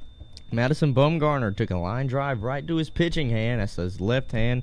Unfortunate break could be enough to sink the Giants' season is what this is the ESPN headline. Madison Bumgarner's unfortunate break could be enough to sink the Giants' season. He did break his throwing hand. They said it does require surgery. It's going to take some pins in it. And that he might not he can't throw, of course, till they remove the pins. And they said it probably won't be until June or July. Yeah. Is that enough to sink the season? I know he's their ace, and he's my favorite pitcher in the league. I'm glad that he's a North Carolina guy, and I love to watch him pitch. And it's fun to know that he's like as dominant as he is. That one playoff run they had a few years back where they won it, he was one of the most dominant postseason pitchers I've ever seen. But is it enough to really sink the Giants' season? Because baseball is a long game, Well, it's he's out, and the other guy, their other star, Samaltria. Right. He's out too, so there's two guys that's out for their starting lineup as far as pitching. And then you say, okay, it's 6 to 8 weeks. Well, if you go 2 starts per every week, you're talking 12 to 16 starts. Yeah. So, that's huge. That somebody like that is not going to be on your mound. And if you take that times 2, then you're talking 30-some games. So what do you come out of that on 30-some games? How will that affect you?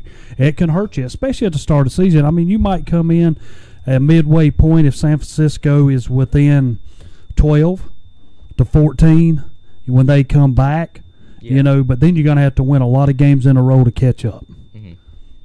I mean, I think it hurts a lot as well. It's hard. It can kind of be demoralizing as well when you've got such a leader like that go down. He's kind of a heartbeat for the team. It is. Because it hurts him not only because, the National League doesn't have designated hitters, and he's a pitcher that can hit. So if you're down there around the 8-9 spot, you got someone on base, and you want to kind of move them around the bases, Bumgarner can do that for you, and he's not afraid to swing for the fences. Well, I mean, yesterday he was playing against Kansas City. We was just trying to see if he could field up the middle.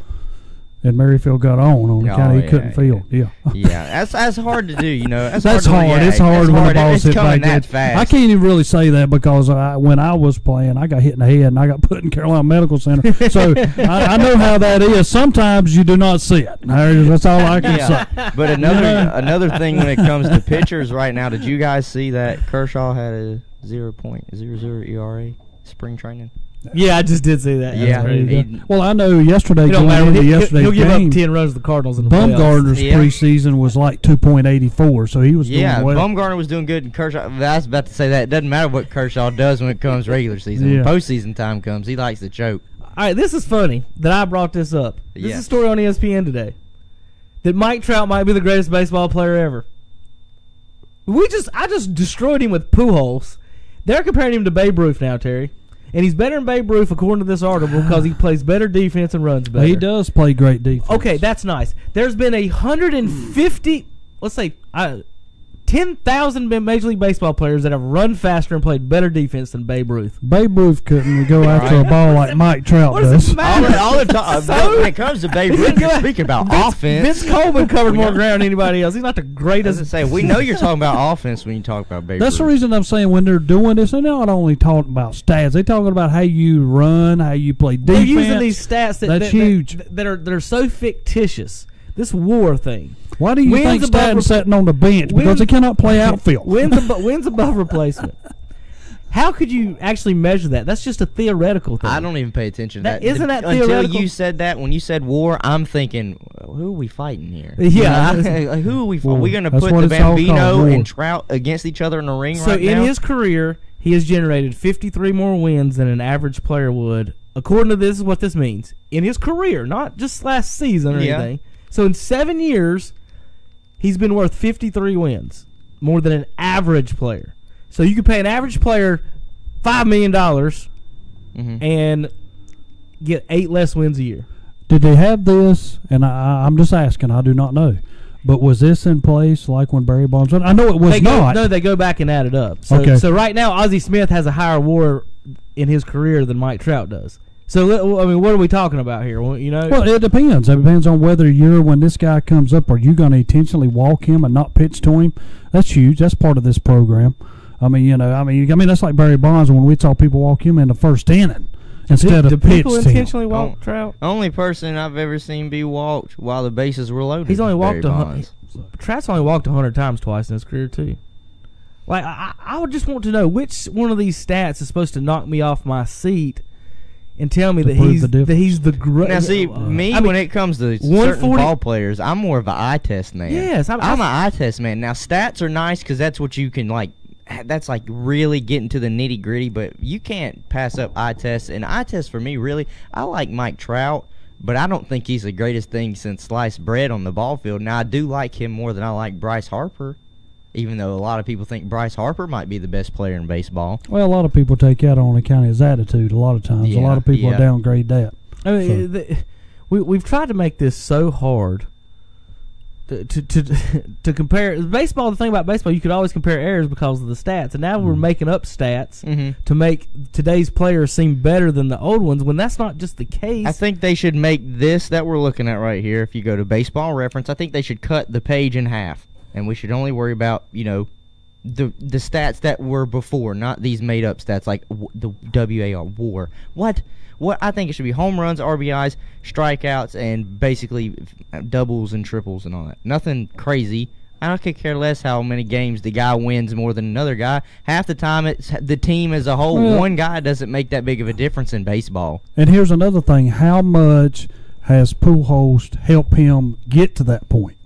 You know what I'm saying? Playing on the same team. Does he bat in front of him? Does he bat behind him? Does he let him see better pitches? Oh, it don't hurt that maybe the greatest right-handed hitter is batting right That's behind. What I'm saying. That's what I'm saying.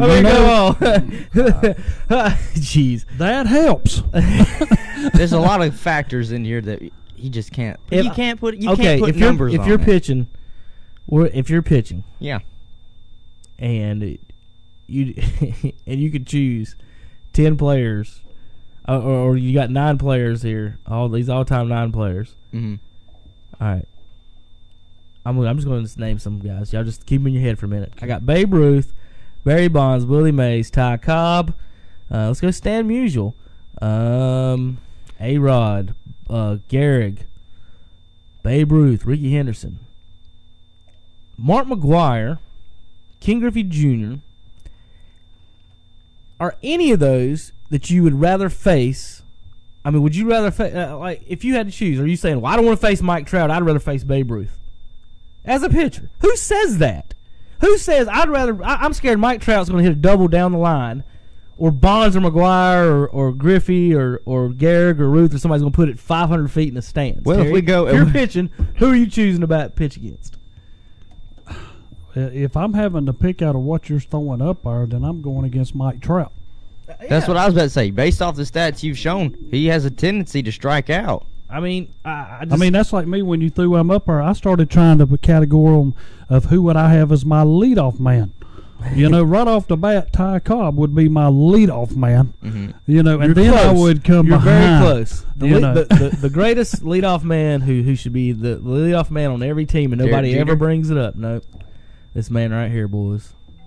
He would be my second man. Rogers Hornsby. He would be my second batter. Then would come Barry Bonds. Let me tell you about Rogers Hornsby. Rogers Hornsby, career, Terry, 358. I think that might be all-time high, but I'm gonna pull that up. It's if it's not first, it's like second or third. Here's where he gets nasty with it. Batting averages. Y'all ready for this?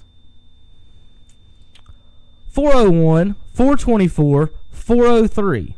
3 times. Now remember, everybody wants to talk about how great Ty Cobb is. Everybody wants to talk about how great Babe Ruth is and Lou Gehrig. But if you bring up Rogers Hornsby, you know what the first thing they say? We played in the 20s. That don't count. Babe who? So let's start counting these guys that actually play. If they played with Babe Ruth, they get to count too. He hit 403 times, the all-time best ever, 424. He's a second baseman. You ask anybody who the best second baseman is, you'll hear dumb stuff like Joe Morgan and, I don't know, Chuck Knobloch. Frank White from Kansas City. I mean, yeah, you hear stuff like that. The answer is to every question that's ever been asked as far as second base is Rogers Hornsby. Look it up. Here's his batting averages: 313, 327, 280, 318, then 370, 397, 401, 384, 424, 403. He had a 5-year stretch in his career where he averaged over 400, Terry. 5-year stretch, averaged over 400. All right, Mike Trout and his little home runs. How many times did Mike Trout hit 40 home runs as an outfielder? Once. Rogers Hornsby hit 42 in 1922 with 152 RBIs. The second baseman had 42 home runs, 152 RBIs, batting average of 401. So whatever little stats you Trout fans want to bring out here, eat that one. Slugging percentages. Well, that's like me. Like I said, he would be in my second batter. OPS, Terry, 8 times over 1,000. Ty Cobb would have been my first, then followed by Barry Bonds, then Babe Ruth. I feel like we're just out here trying to get Mike Trout today. I'm not. I just saw all this stuff online. Now, I looked up the 2017 MLB batting leaders. 2017 MLB batting leaders, and Mike Trout is on here twice. He's at first in on-base plus slugging, and he is first. I can't even tell you what it is. And then I just Mike Trout's the greatest player, adding 5 stats together. And Mike Trout is first in offensive win percentage.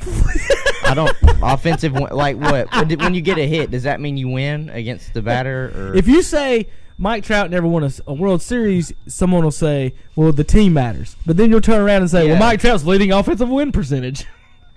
Yeah. What a stat. That's what's hard when it comes to win percentage. Look up Ty Cobb's all-time win percentage, will you, Hunter? That's a joke. Don't actually type that in. Well, look, I don't know. Okay. They got all these stats on here randomly. Who knows? They might have it. All right, here's the all-time WAR. Now this is your whole career added together. All-time WAR. Right now, let's see where Trout's at. And this has been the roast of Mike Trout. Yeah. But he is good. I'm not going to take that away. He's a good player. And I think the biggest thing about all this is the stolen bases and the way he plays defense is huge. I mean, that all comes in total. And I think, Mike, what it does really is right now for the younger generation, right now there's about 3 players everybody's looking up to right now. Mike Trout, Bryce Harper, and now Aaron Judge ever since the monsters season he had last year, because it's all about the big names that everybody's talking about right now, and they'll get caught up in the hype. And he's good, but I don't want us to crown him king of baseball. All-time WAR. I finally found him. Mm-hmm. He ranks 243rd. All time. Now, granted, he's only played 7 years. Yeah, but let's read some of the active names that are ahead of him. Ian Kinsler, Joey Votto, Justin Verlander. Justin Verlander is a pitcher. Ichiro, CC, Clayton Kershaw, Zach Greinke. Chase Utley. Here's a good one for you, Terry. I like Chase Utley. You remember this, Terry? 128th. Pee Wee Reese. He's 128th. That was Robinson Cano. Miguel Cabrera is still active. Cano is still active. The highest active player is Pujols at 32. And I read you how great his stats were. Yeah. So where does Trout finish? Adrian Beltre. He's 200 behind Pujols right now, and he's played almost half the number Trout of years. Still has what? He's got 10 more years to catch easily. Yeah. So if you double Trout's numbers down at 243, let's say he plays 3 times as many. Mm-hmm. Okay, let's say he plays 21 years at the same level.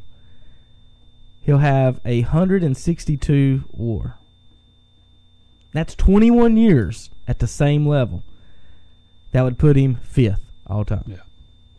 If he played 21 years at the same level. Still behind Barry Bonds. Behind Ruth, behind Cy Young, behind Johnson, behind Bonds, behind Mays. That's if you like the WAR stat. That's not bringing up home runs, batting averages, RBIs, any of that. So, I didn't mean to get on hating Mike Trout today, but just these new age stats when you start pulling them up and if you really want to compare them, it kind of. I mean, Rogers Hornsby's there 12th. Tune in next Saturday. We'll roast another ball player. JP's falling asleep in there. We got to have a we got to have a break here. This all comes back to Draymond Green leading the Golden State. Oh yeah, we can talk about Golden State in a little bit. It turns out Draymond Green would be batting 7th. But Terry would say he's the best player on the team. that's something we should talk about. Curry ain't as healthy as we think he is. All right, we'll be back in just a few minutes. KTCBroadcasting.com.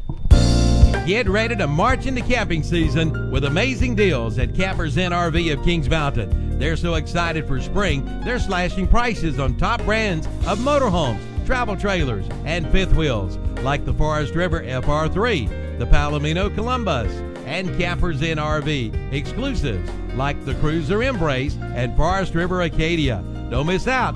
These campers are moving fast. If you're excited for campfires, s'mores, and the great outdoors, visit Campers Inn RV, the RVer's trusted resource today. Campers Inn, Highway 161 South at I-85 in Kings Mountain, online at campersinn.com.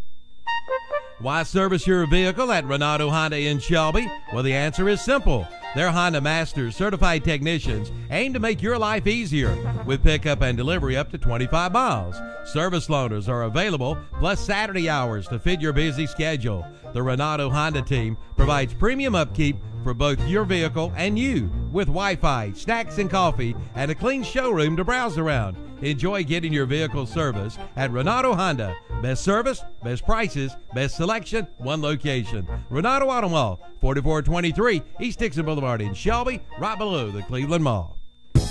When you shop our local advertisers, be sure to tell them you heard it on the radio. That way they'll know that their radio dollars they spend works for them and you too. Even in today's fast-moving world, radio remains the leading media to reach more people. 93% of Americans listen to AM/FM radio over the air. TV viewership is 89%, smartphone use is 83%, and personal computer use is 50%. So if you're a business owner, reach more people with the power of radio. If you don't tell it, you can't sell it. See the power of radio. WHS Shelby, WLON Lincoln, WCSL Cherryville. Online at KTCBroadcasting.com. It's time to recruit Roland Black Heating and Cooling in Gastonia to be the next MVP on your home service team. They'll help you strengthen your defense, tackle seasonal allergies, common colds, and even the flu virus in your home or your business with a professional indoor air quality solution. Upgrade your new or existing system to reduce allergens and kill up to 99% of bacteria, mold, and viruses. Call Roland Black Heating and Cooling to be the next MVP on your home services team. Call 704-865-1375. Again, 704-865-1375. Visit them online today at RolandBlack.com. When you need service on your automobile, do what I do and what most people around this area do. They take it to Rick's Automotive in Cherryville. They do it all at Rick's Automotive in Cherryville. Rick Walker and his staff is dedicated at providing you the best in automotive care, from an oil change to a tune-up to a full set of tires. Be sure to check out their tire specials before you buy. That's Rick's Automotive, 1001 East Main Street in Cherryville. Open Monday through Friday, 8 to 5:30. Just call 704-435-3801 for Rick's Automotive in Cherryville. Check out what the Green Meadows Golf Club on Kelly Road in Mount Holly has to offer. On Wednesday, you can play all day for $28, including cart and green fee. And ladies, Wednesday is your day too. Ladies play and ride all day for only $15. To make your tee time, call the Green Meadows Golf Club at 704-827-9264. You'll love it. The Green Meadows Golf Club, located at 957 Kelly Road in Mount Holly. Come see what they have to offer. Get ready to march into camping season with amazing deals at Campers Inn RV of Kings Mountain. They're so excited for spring, they're slashing prices on top brands of motorhomes, travel trailers, and fifth wheels, like the Forest River FR3, the Palomino Columbus, and Campers Inn RV exclusives like the Cruiser Embrace and Forest River Acadia. Don't miss out. These campers are moving fast. If you're excited for campfires, s'mores, and the great outdoors, visit Campers Inn RV, the RVer's trusted resource today. Campers Inn, Highway 161 South at I-85 in Kings Mountain, online at campersinn.com. If you love your vehicle, why would you have it serviced at just any ordinary shop? The answer is simple. You wouldn't. At Renato Buick GMC, their service center provides a team of knowledgeable service technicians that aim to make your life easier by working within your schedule without disrupting your busy life. They're open on Saturdays, plus offer service loaners and pickup and delivery within 25 miles, plus premium upkeep with authentic parts without the premium price tag. Give your vehicle the service it deserves at Renato Buick GMC. Best service, best prices, best selection, one location. Renato Auto Mall, 4423 East Dixon Boulevard in Shelby, right below the Cleveland Mall. When it comes to flooring, Gaston Floor Company in Gastonia is the place to go. They do it all, from hardwoods to laminates to refinishing to carpet and more. And they offer expert installation and competitive pricing. And now Gaston Floor Company has opened up a new showroom.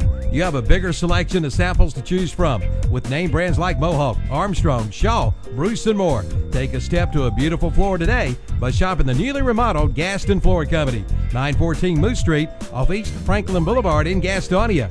Visit them online at GastonFloorCO.com or call 704-824-7577. The summer sales event is underway at Elliott Supply Company in Polkville. Come see the new Husqvarna zero-turn mowers. Get 0% financing for 48 months. Well-qualified buyers may be eligible. And that's not all. See the Patriot zero-turn mower by Skag. Now sell priced at $6,099. Plus get 0% financing for 48 months. Don't miss the summer sales event at Elliott Supply Company, Highway 182 North in Polkville. Call 704-538-8661. It's time to play at the Kings Mountain Country Club. Play and ride on the new cart paths. Play and ride 18 holes Monday through Friday for $28. Seniors 55 and older can ride and play 18 holes Monday through Friday for just $24. Play and ride 18 holes on weekends for just $37. For tee times, call 704-739-5871 for the Kings Mountain Country Club, located on 109 Country Club Drive in Kings Mountain.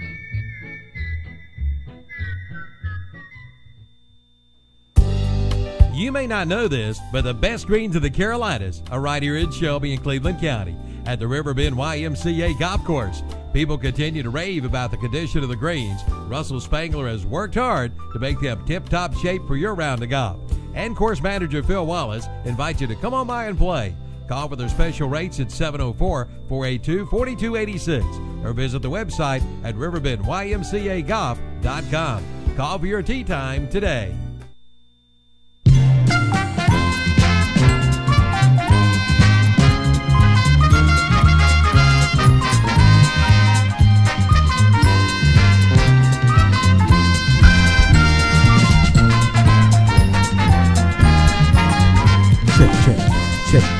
Check the mic.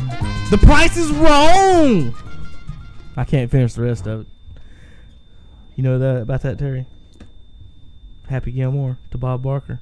The price is wrong, Terry. The price is wrong. Welcome back. Campers in Saturday Sports Talk. We've got a special guest on the radio right now. Actually on the Marty. Calvin and the gang's over at Sheila's Sheds in Lincoln and giving out Subway sandwiches in Boger City. Calvin, you got us in over there? Hey, thank you. Yeah, we are coming in over here. We got you there, good buddy. We live finally, ain't we? That's right. Calvination and the Percolator. You got that right. Perkins and Large Marge, who just got back from the spa this week. She'll flirt with you going down the road. She's got them big old long eyelashes on her. She's a pretty thing. Yeah, Ron said he thinks they need trimming. Yeah, that one may, but not much. That's just a little bit. Them toenails you put on that manicure, it makes the tires rough. Hey, you better believe it. All right, we are at Sheila Sheds on 2979 East Highway 27 in Lincoln. All right, the name of the car lot here is, please help me, Four Wheel Auto Sales. Yeah,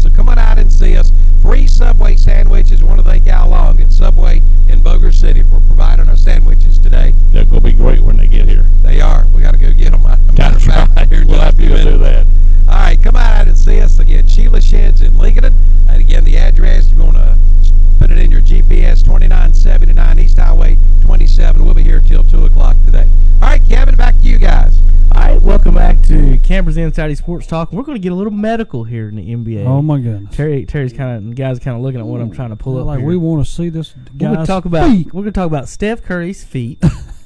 For you foot fanatics out there, you can get ready for the next 5 minutes. for you Rob Ryans out there, ain't that Rob Ryan or is it Rex Ryan? Rex Ryan's the foot fan. Steph Curry he's had ankle sprains over his career, and people call it weak ankles, and it's not weak ankles, Terry. And I'm asking the Golden State Warriors to hire me right now, and I'll fix Steph and Under Armour, and I'll fix Steph Curry right now. You ever heard of Morton's toe or Greek toe? Yes. Does either one of you second toe longer than your big toe? Yes. Is your second toe longer than your big toe, Terry? No. So you don't have it. Hunter does. I have it. It's called Greek toe, Morton's toe. What is it? It means it's not actually your second toe being longer. It's the base of your second toe's toe bone starts higher. So you could actually have a longer big toe, but it's the base of your big toe. So the big toe bone is lower than the second toe is basically what it is. Well, what does that mean? What does that do? Well, Steph Curry's got it too. And I'm showing pictures of them of Steph here to the guys so they can kind of see his toe here. Look how much lower this big toe is than the second toe, okay?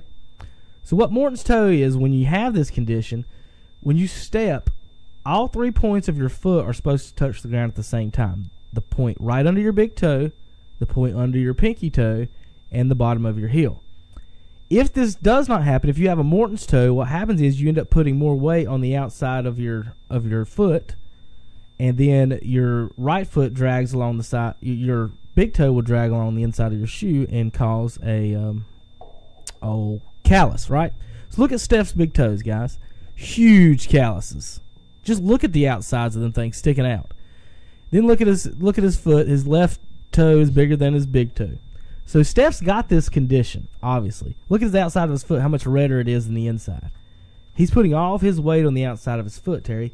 That is why his ankles are sprained. I have the same exact thing. My ankles, if you don't do it right, if I don't step right, I used to walk down the street, guys, and if I stepped wrong, my ankle would give out and I'd hit the ground. My roommates would laugh at me because I'd have what I thought was weak ankles, and it's not. It's your foot structure. So you can get inserts that'll fix this. A little bit more information on Morton's toe. The correct term for Morton's toe is Morton's foot syndrome, named after Dr. Dudley Morton in the 1930s. Authored several books on it and how to recognize your toe, and I kind of explained exactly what it is. Now, here's what it does. So, for you folks, look at your feet. If your second toe is longer than your big toe, here's some of the things that you got half the world taking off their shoes. Right? Think about it. If that's your foot right now, here's all the things that it could cause. Just that toe being off, Terry. Look at the list. All right, It starts with foot pain, metatarsalgia, I think, is that ball of foot pain, Morton's neuroma, metatarsal stress fractures in your feet, plantar fasciitis. Do you have calluses? Do you have bunions? Do you have hammer, claw, or mallet toes? What did Steph have? Look at those hammer, claw, and mallet toes he's got. His pinky toe is almost under his fourth toe. It is. And his big toe, look at his other big toe. It's pointing in. Yeah. His big toes are pointing in. His pinky, he has no base. He has no base to put his weight on. So back over, let me finish the Morton's toe, but then we'll get into more to actual sports. But it causes ankle pain, weak ankles. The number one cause under lower extremity pain is weak ankles. Shin splints, tight, sore, and tired calf muscles, knee pains, tight IT bands, runner's knee, fractured meniscus, ACL tears, sciatica, arthritis. How about back and neck pain? Your toe being like this could cause scoliosis and kyphosis, SI joint pain, sciatica with piriformis syndrome, lower back pain, upper back and shoulder pain, and neck pain, all from the toe, your big toe being short. It ain't weak ankles. You don't have a bad back. You don't have, it ain't your body. It ain't that. It's your toes. It's your feet. And the way to fix it, there's a special type of orthotic Steph could wear. And right now he's not wearing it. He's switching to lower top shoes now. Under Armour is supposed to have made some low top shoes with some support, but I'm just telling you, he's not going to fix it until he actually fixes the Morton's foot problem. What do you think, Terry? Okay. Is that a good analysis? That's pretty good. You saw the pictures. I just want to know. But he's out, and Draymond's leading the way. That's all I care. Speaking of out, all right, Terry, let's talk about your Warriors. Kyrie Irving is out for a couple weeks. He just had a minor knee surgery. He did. Those Celtics, are they going to get out? Are they going to make it to the Eastern Conference Finals? Yeah, he'll be back before the playoffs start. No. Are they going to make it to the Eastern Conference Finals? Yes. So are they going through Toronto or Cleveland to get there? Well, I mean, it depends on whether Cleveland needs to play us early. They might be eliminated, and then we'll go through Toronto. Oh, okay. The Cleveland's getting eliminated. All right, I just want to clear that up. So Terry's got Cleveland out early. He's got Toronto and Boston in the Eastern Conference Finals. That's it. Real quick, though, Terry, Carson said since he missed today, his punishment for next week, he needs to eat the liver mush sandwich you brought him today, a week old. So just put it in the fridge. That's exactly what I will do. He's not going to make Carol and them warm him up one. He's going to have to eat it cold. A week old cold liver mush sandwich. Toronto's in first, Boston second. Boston would open with Miami. Toronto would open with Milwaukee. Cleveland would open with Washington, and the Sixers and Pacers would open. And that might be kind of tough. Cleveland against Washington. Yeah. That might be a little bit tougher than what they need to have. That's the reason I think Cleveland needs to think about losing another one and let Philadelphia take over the third spot and then fall to number 4. Well, they got Indiana. And then go up against Toronto because they've already proved to Toronto you cannot win in Cleveland. Even though we'll have to go there 4 times, you cannot win in Cleveland. So Houston's going to be the 1 seed. Golden State's going to be the 2. Then you got, with 3 games separating everybody, Portland through the 8 seed. Portland 3, OKC 4, New Orleans 5, San Antonio 6, Minnesota 7, Utah 8. Portland has Damian Lillard and C.J. McCollum. Oklahoma City has their big 3. They're back and forth. Everybody's talking about how disappointing of a year it was. Well, last year they finished 3rd in the conference, didn't they? This year they're 4th. Only 1 game out of 4th. And then now New Orleans is 5th without DeMarcus Cousins in the second part of the season. That's crazy. San Antonio 6th. Anthony Davis playing out his tail. He's playing outstanding. He is. He could jump This is a guy who scored 2 points in an NCAA championship game and one of the best players in the NBA. I made a bet after that game with someone that he would never average 20 points a game. Well, I would have did the same Anthony thing. Davis. I did. That was a dumb decision. I said he scored 2 in the championship game. You're going to sit there and tell me he's going to score 20 a game in the NBA? He had 2 points. Anthony Davis could be the best basketball. Could. I'm not saying like he could be like, oh, I think that. No, but he could be 10. The best. He could be one of the best basketball players on the planet. You know, if LeBron was to leave, if he could stay healthy, that's been the knock on Anthony Davis for years, is he could never finish a season. But he's got range. He's one of the biggest players in the league. I'm not thick wise. He's still long and lanky, but he's 7'1", can shoot the 3. He's got point guard handles because he didn't hit a growth spurt until he was late.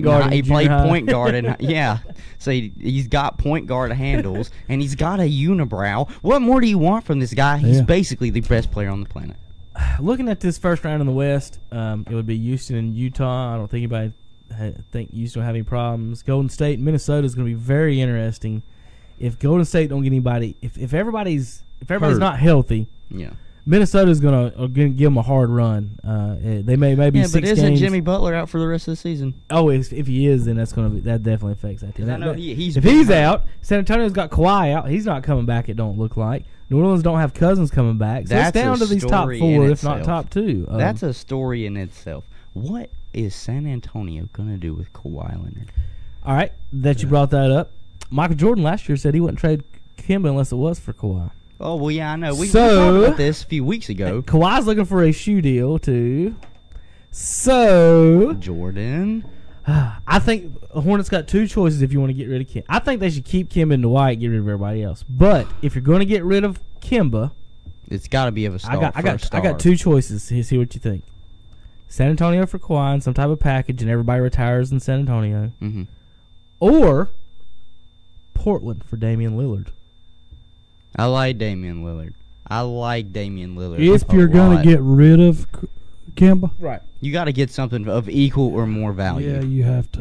Well, that's what I'm saying. Like, and I'm looking at it on the opposite side, because if you get rid of Kemba, I mean, you're not going to move Kawhi, to your point. No.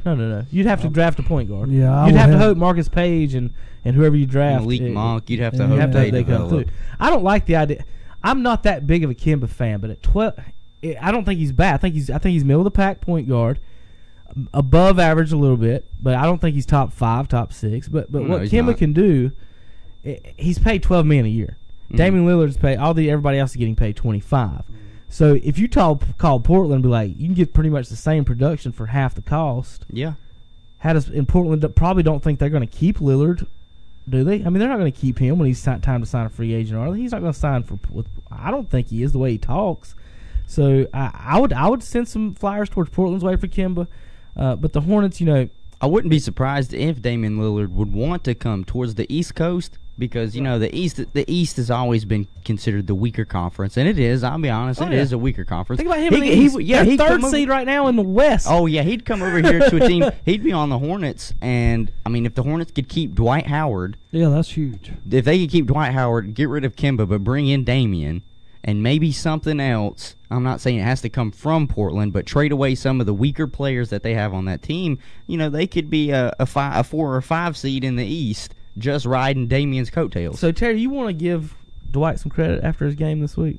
The 30-30. Yeah, I'll give him some credit, which I've always said. I even picked Charlotte to finish 3rd. Right, I know. I mean, at the start of the year, I thought Dwight would be that much of a difference for him, but there you go. I've been very impressed with Dwight this year, especially how his last few seasons have went. I think this has been a slight resurgence in Dwight. He's got a better mindset because we know how dominant he was in Orlando. He was a dominant force in Orlando.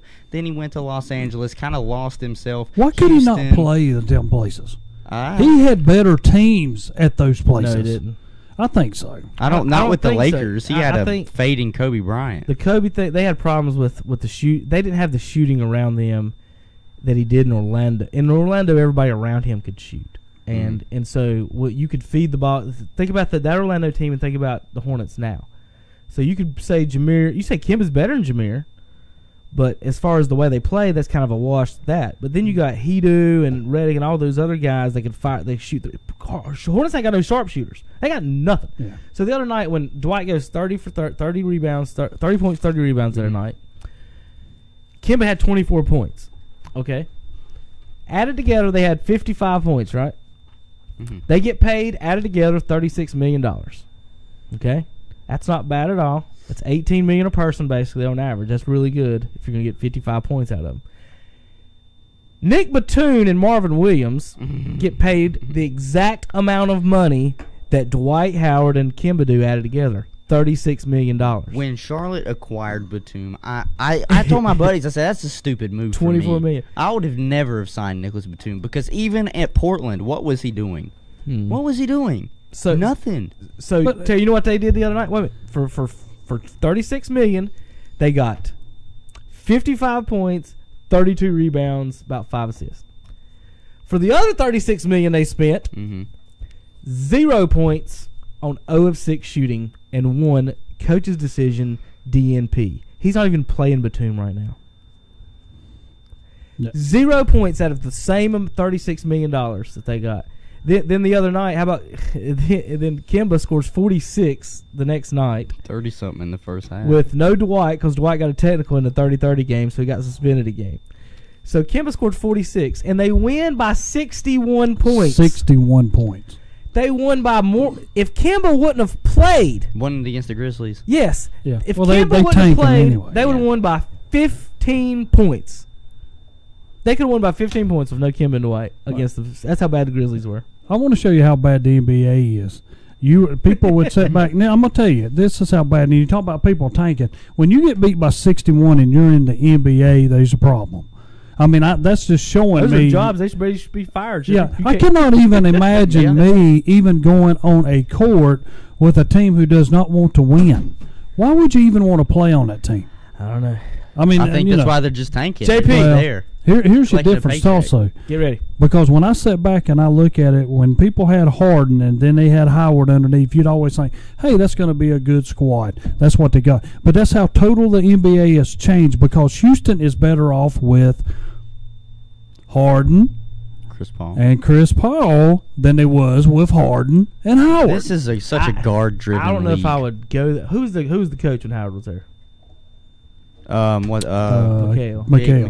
Yeah. Two totally different types of offenses. If now there's in everybody's shooting threes, nobody's guarding it now. So it's different in the ways. All right, JP, we gotta take a break. We gotta come back. We only got a few minutes left here on Campers in Saturday Sports Talk. We'll be right back. KTC Broadcasting. Get ready to march into camping season with amazing deals at Campers Inn RV of Kings Mountain. They're so excited for spring, they're slashing prices on top brands of motorhomes, travel trailers, and fifth wheels, like the Forest River FR3, the Palomino Columbus, and Campers Inn RV exclusives like the Cruiser Embrace and Forest River Acadia. Don't miss out. These campers are moving fast. If you're excited for campfires, s'mores, and the great outdoors, visit Campers Inn RV, the RVer's trusted resource today. Campers Inn, Highway 161 South at I-85 in Kings Mountain, online at campersinn.com. I'm Calvin Hastings, and I want to invite you to join the boss as we broadcast live this Saturday, March 24th, for the grand opening of the all-new Sheila Sheds in Lincoln, located at 2979 Highway 27 East in Lincoln at 4-Wheel Auto Sales. We'll be there from 10 a.m. till 2 p.m. You'll find any size building you may need. And come on out for grand opening specials and bring the kids. There's a prize for all the kids. And join the boss for our live broadcast. We'll have free Subway sandwiches from Subway in Boger City. And register to win some great prizes too, including free meals, t-shirts, golf passes, and more. Check out the porch models and garages. And now's the time to buy. Don't miss it, the grand opening of the all-new Sheila Sheds in Lincoln, located at 2979 Highway 27 East in Lincoln at 4-Wheel Auto Sales. Or visit their other locations, Highway 150 East in Cherryville and Highway 74 Bypass in Shelby. Remember the name, Sheila's Sheds. Dr. John L. Cloninger III of Lincoln will brighten your smiles with professional cosmetic dentistry and smile enhancement procedures for everyone. Even Duke fans will smile at the work of this Tar Heel. The office of Dr. John L. Cloninger III is located at 904 Doncha Drive. For an appointment, call 704-735-0765. That's 704-735-0765. And John III says best wishes to all high school athletes. Maybe a punctuation mark on a career night. Hi, I'm Sherry Hefner, the pastor's wife at the First Baptist Church of Cherryville. Proverbs 22:6 says, "Teach your children the way they should go, and when they grow up, they will not depart from it." As a mother of 4 teens and young adult children, I can attest to the many challenges of Christian parenting in these modern times. That is why this scripture is such a comfort to me. I can rest assured knowing that regardless of the choices my children may make in life, they can never get away from the godly upbringing that my husband and I have provided for them. Are you laying a godly foundation for your children? This is Sherry Hefner of First Baptist Cherryville, where we strive to accomplish all things through Christ. Are you ready for the madness? 2 seconds, 1 second. Chioza tosses it up. Oh, a miracle! Chioza, it goes for the win. The Florida Gators are going to the Elite Eight. Stories only produced in March. The 2018 NCAA tournament is on Westwood 1. All the excitement of March Madness is right here. The NCAA basketball tournament right here on the Boston, Carolina country. Online at KTCBroadcasting.com. Is the cost of ink driving your profits down? Then listen up. Discount Ink Jet and Toner is here to help. Discount Ink Jet and Toner specializes in refilling ink jet and toner cartridges. Cut your ink costs by as much as 50% or more. Discount Ink Jet and Toner, located on 410 East Franklin Boulevard in Gastonia. 100% satisfaction guaranteed.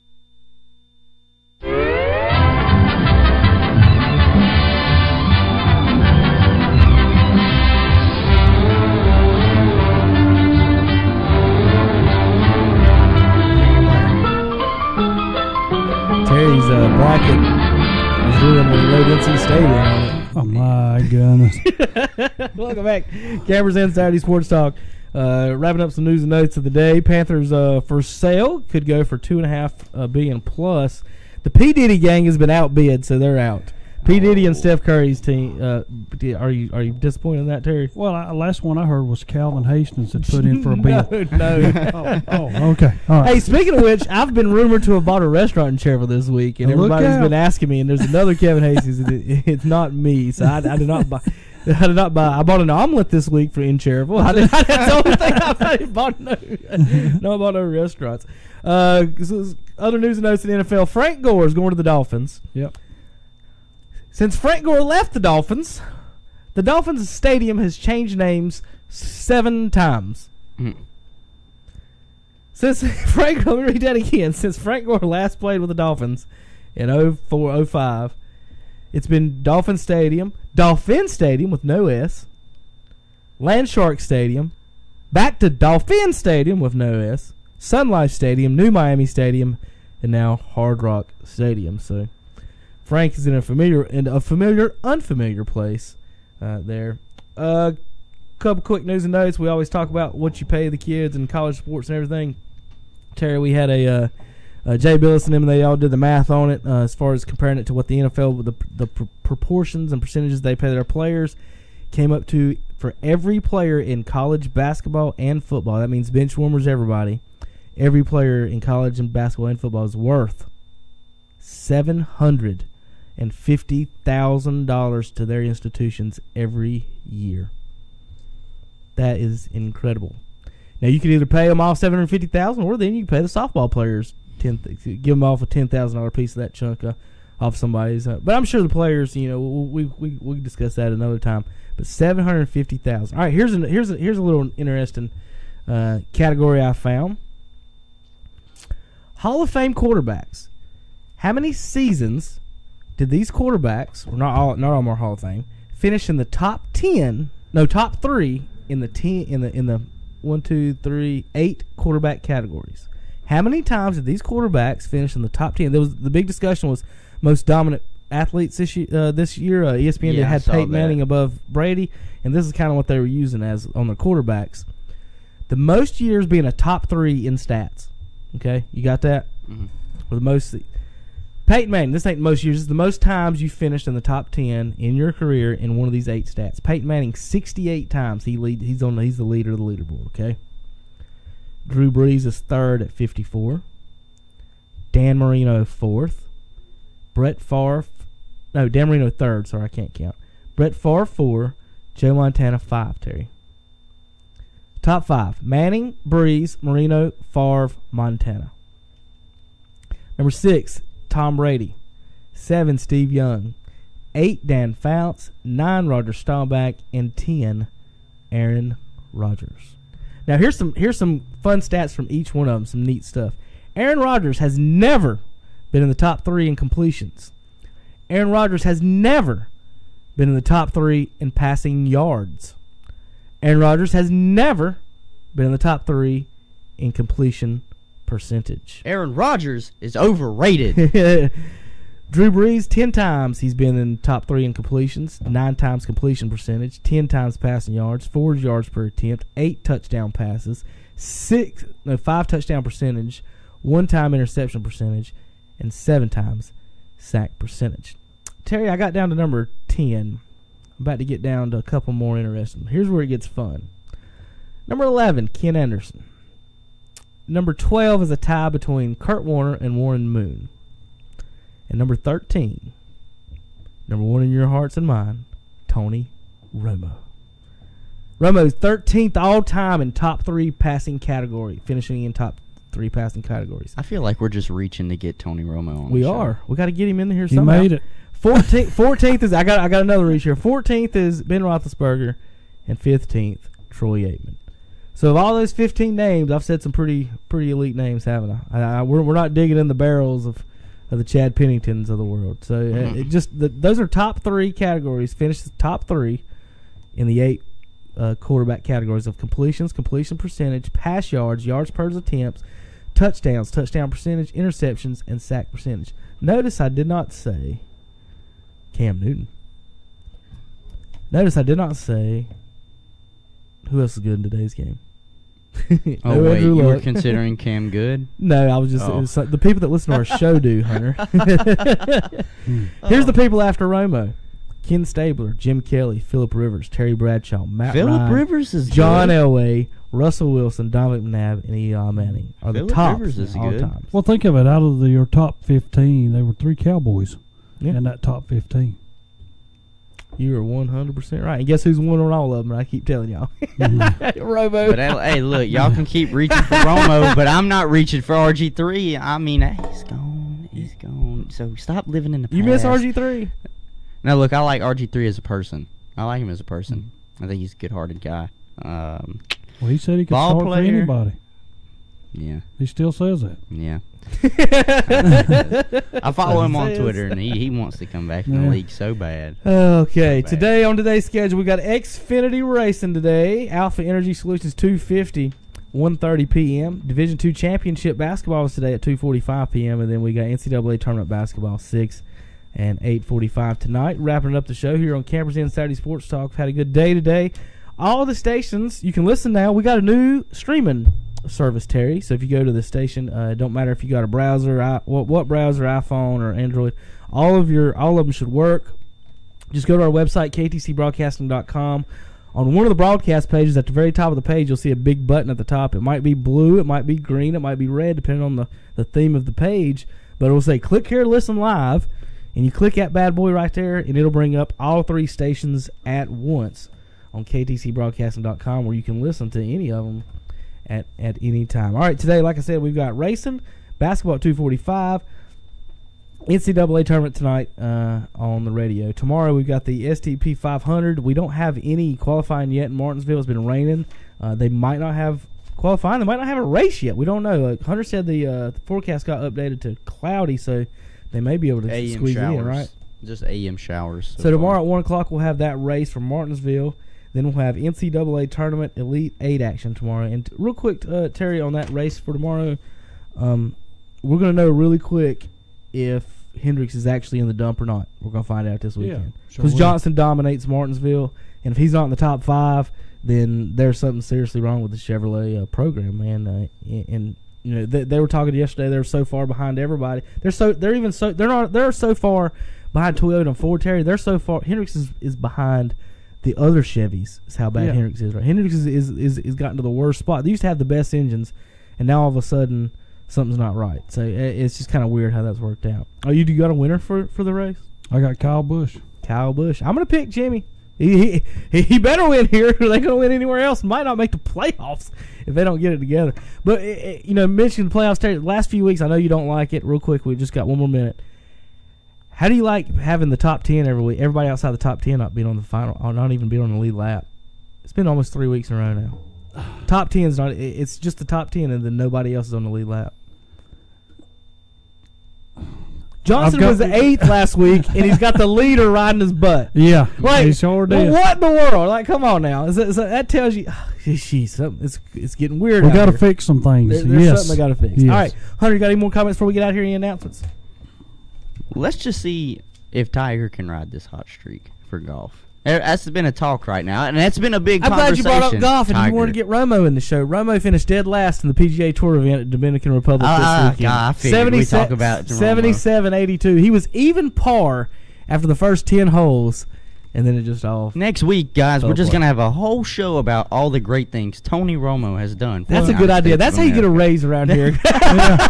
I will say one thing. You speaking of Tiger to me, and I've even talked to people who did not like what he did, but they all sat back now saying, you know, I wish he'd win one. Yeah, I mean, it's good. It'll be good for the sport. Yeah. Now, I don't agree with what he did, but I always hate seeing athletes, top-tier athletes, go fast. Yeah. Like, just all of a sudden, they can't play no more. All right, it's time for subs. It's in, yeah, we got to go. Time for subs over at Sheila Shed. Steve Degree. You're not Steve Degree, are you?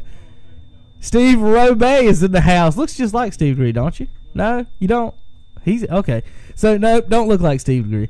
All right, Steve Robay in the house. They're gonna eat some Subway subs from Sheila Sheds over in Lincoln. They've got a spot in Kings Mountain, not Kings Mountain, Shelby and Cherryville as well. Go see them today. Calvin and Steve coming up next on KTCBroadcasting.com. Quitting time. Who says it's quitting time? I said it's quitting time. I was the foreman. I was the one says when it's quitting time at Terra. Quitting time. Quitting time.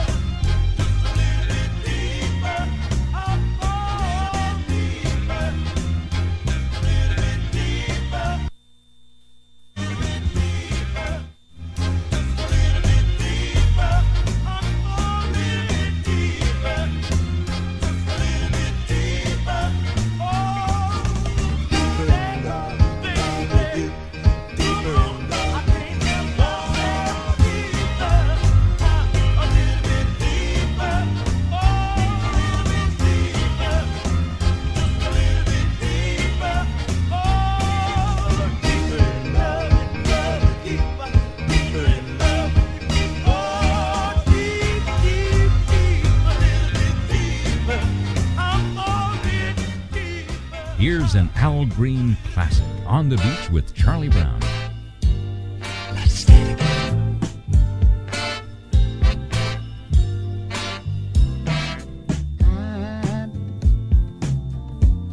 I'm so in love with you.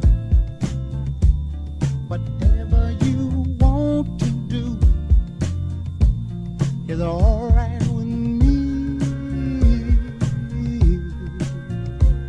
'Cause you make me feel so brand new.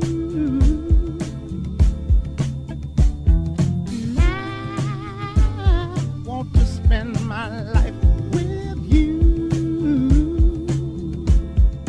And they say, sing, baby, since we've been together, ooh, loving you forever is what I need. Let me be the one you come running to.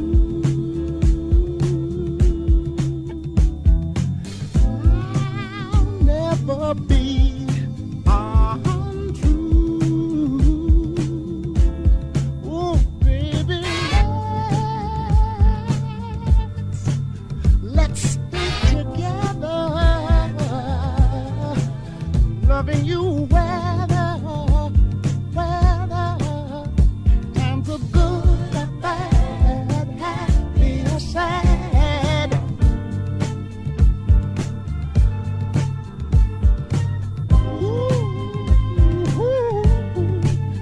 Yeah. Well, the times are good, bad, happy, sad. Why people break up? Oh, and turn around and make up. I just came to see. You'd never do that to me, would you, baby? Being around you is all I see. Is what I want to do. We ought to stay together, loving you weather, times are good, bad, happy, or sad. Come on, let's stay together, loving you weather. On the beach, it's the music that makes the difference. I'm talking about songs like No Time for You by The Commands.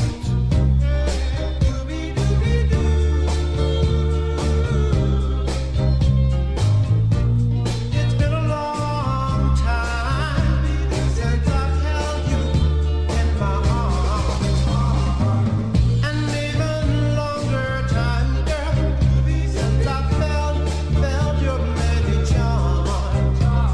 But oh, you did me wrong, and now you say you want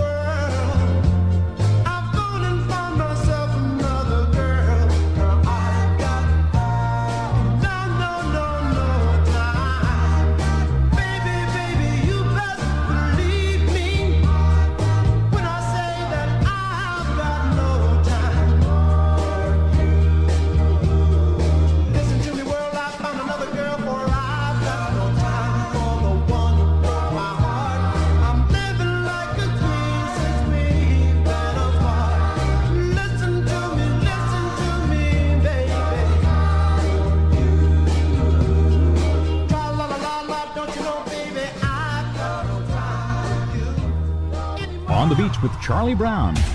We'll be right back. When it comes to diamonds, folks have been coming to Hayes Jewelers in Lexington, North Carolina since 1939. But did you know that Hayes Jewelers is the largest diamond warehouse on the East Coast? They've been a major wholesaler to the retail diamond industry for almost 50 years, so why not go directly to the source?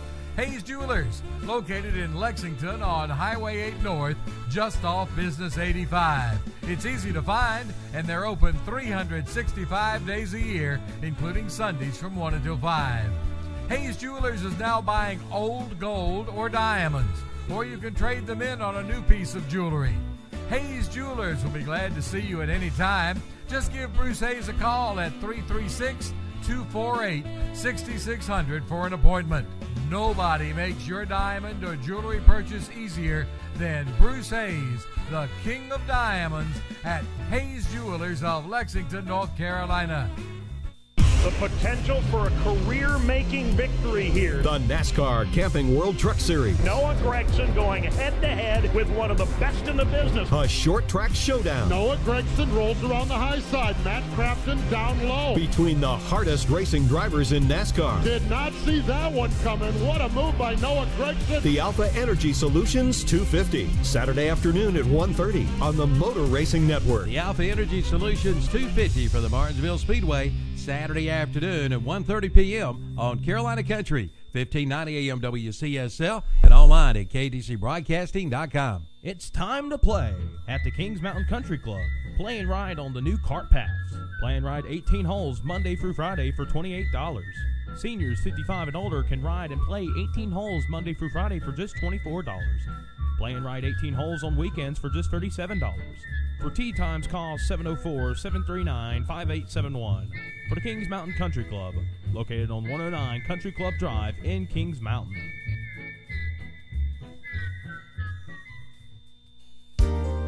Hi, I'm Diane Ledbetter, and it's possible I helped you sell or purchase your home during the past 33 years. RE/MAX Foothills Living is located at 2015 East Marion Street in Shelby near the Cleveland Mall. Yes, after 33 years, I decided to open my own real estate office, and I would like to invite you to see me or one of my agents for any of your real estate needs. Our office phone number is 704-481-7523, or you can visit our website at foothillslivingnc.com or call me personally at 704-692-8260. I would also like to take the opportunity to welcome Dee Dee Dedman and her licensed assistant Andy Dedman, formerly of Century 21, to my office. We are certainly proud to have them on board. Please call us today. We are here to meet all of your real estate needs, whether buying or selling. Give us a call. And a very pleasant, good Saturday morning, overcast skies. And, of course, if it's Saturday, we've got to be live and remote this morning. Let's go find Calvin and Mr. Perk. Good morning. How y'all doing? Hey, Steve, we are broadcasting live here at Sheila Sheds here in Lincoln. I want you to come on out. Steve Perkins just brought a couple of trays of sub sandwiches from Subway of Boger City. He is up there making them himself this morning. Steve was working hard, didn't you? He delivered them in large Marge, a pink Cadillac. Turn the mic on. Works a whole lot better. Now, hey, I say I would have got back sooner, but they wanted to ride around Lincoln in a large Marge, so we had one trip around the courthouse. We're back. So. That was about it anyway. That was about it. Come see us grand opening today here at Sheila Sheds in Lincoln. We're located at 2979 Highway 27 East. We're going to be here till 2 o'clock this afternoon, Mr. Burke. Absolutely. It says if you're in a huff, you got a whole lot of stuff, get out of your bed and come to Sheila Sheds, and you'll have a great day. Where'd you come up with that? I've been thinking, Calvin. Oh, that's trouble if you've been thinking. I've been thinking hard. But come on out here and register to win. Now, we're giving away free rounds of golf at the Westport Golf Course, $25 gift card to Whiskey Mill and Bar and Grill in Bessemer City, those beautiful free Boss T-shirts.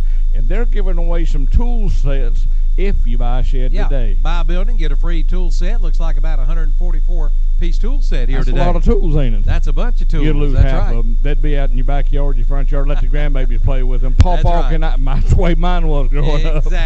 Exactly. But that makes life much more sweeter, don't it? It does. We got the free sub sandwiches. What kind we got? Turkey or ham? We got turkey and ham. Turkey and ham. We're going to have a bunch more here real shortly, so they're working on it. All right, come see us today here, Sheila Sheds. Again, located here in Lincoln. Again, if you're on the GPS at 2979 East Highway 27, right here in Lincoln. And come see us. All right, Steve, back to you and more of On the Beach with Charlie Brown. We could use some Motown here today. Our first Motown song in this hour of On the Beach is by Marvin Gaye.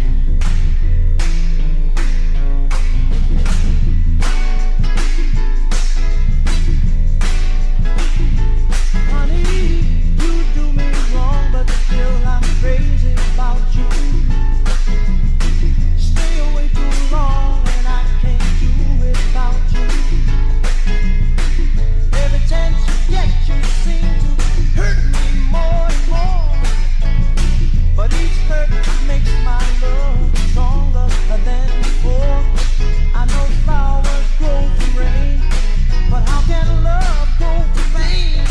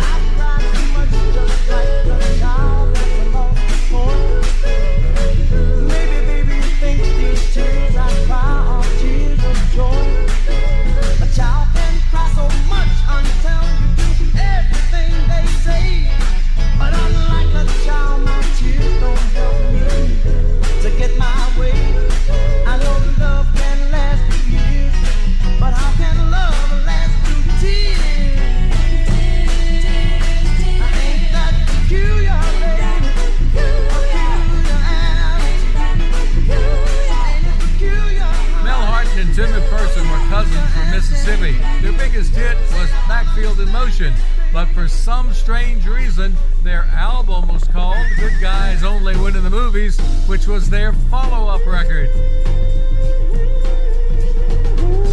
I had a girl, and I treated her tenderly. Oh, yeah. She pretended that she cared while she only laughed at me. All my life she deserted. I never knew how she flirted. Now it's me that's hurting. What a lesson I've learned.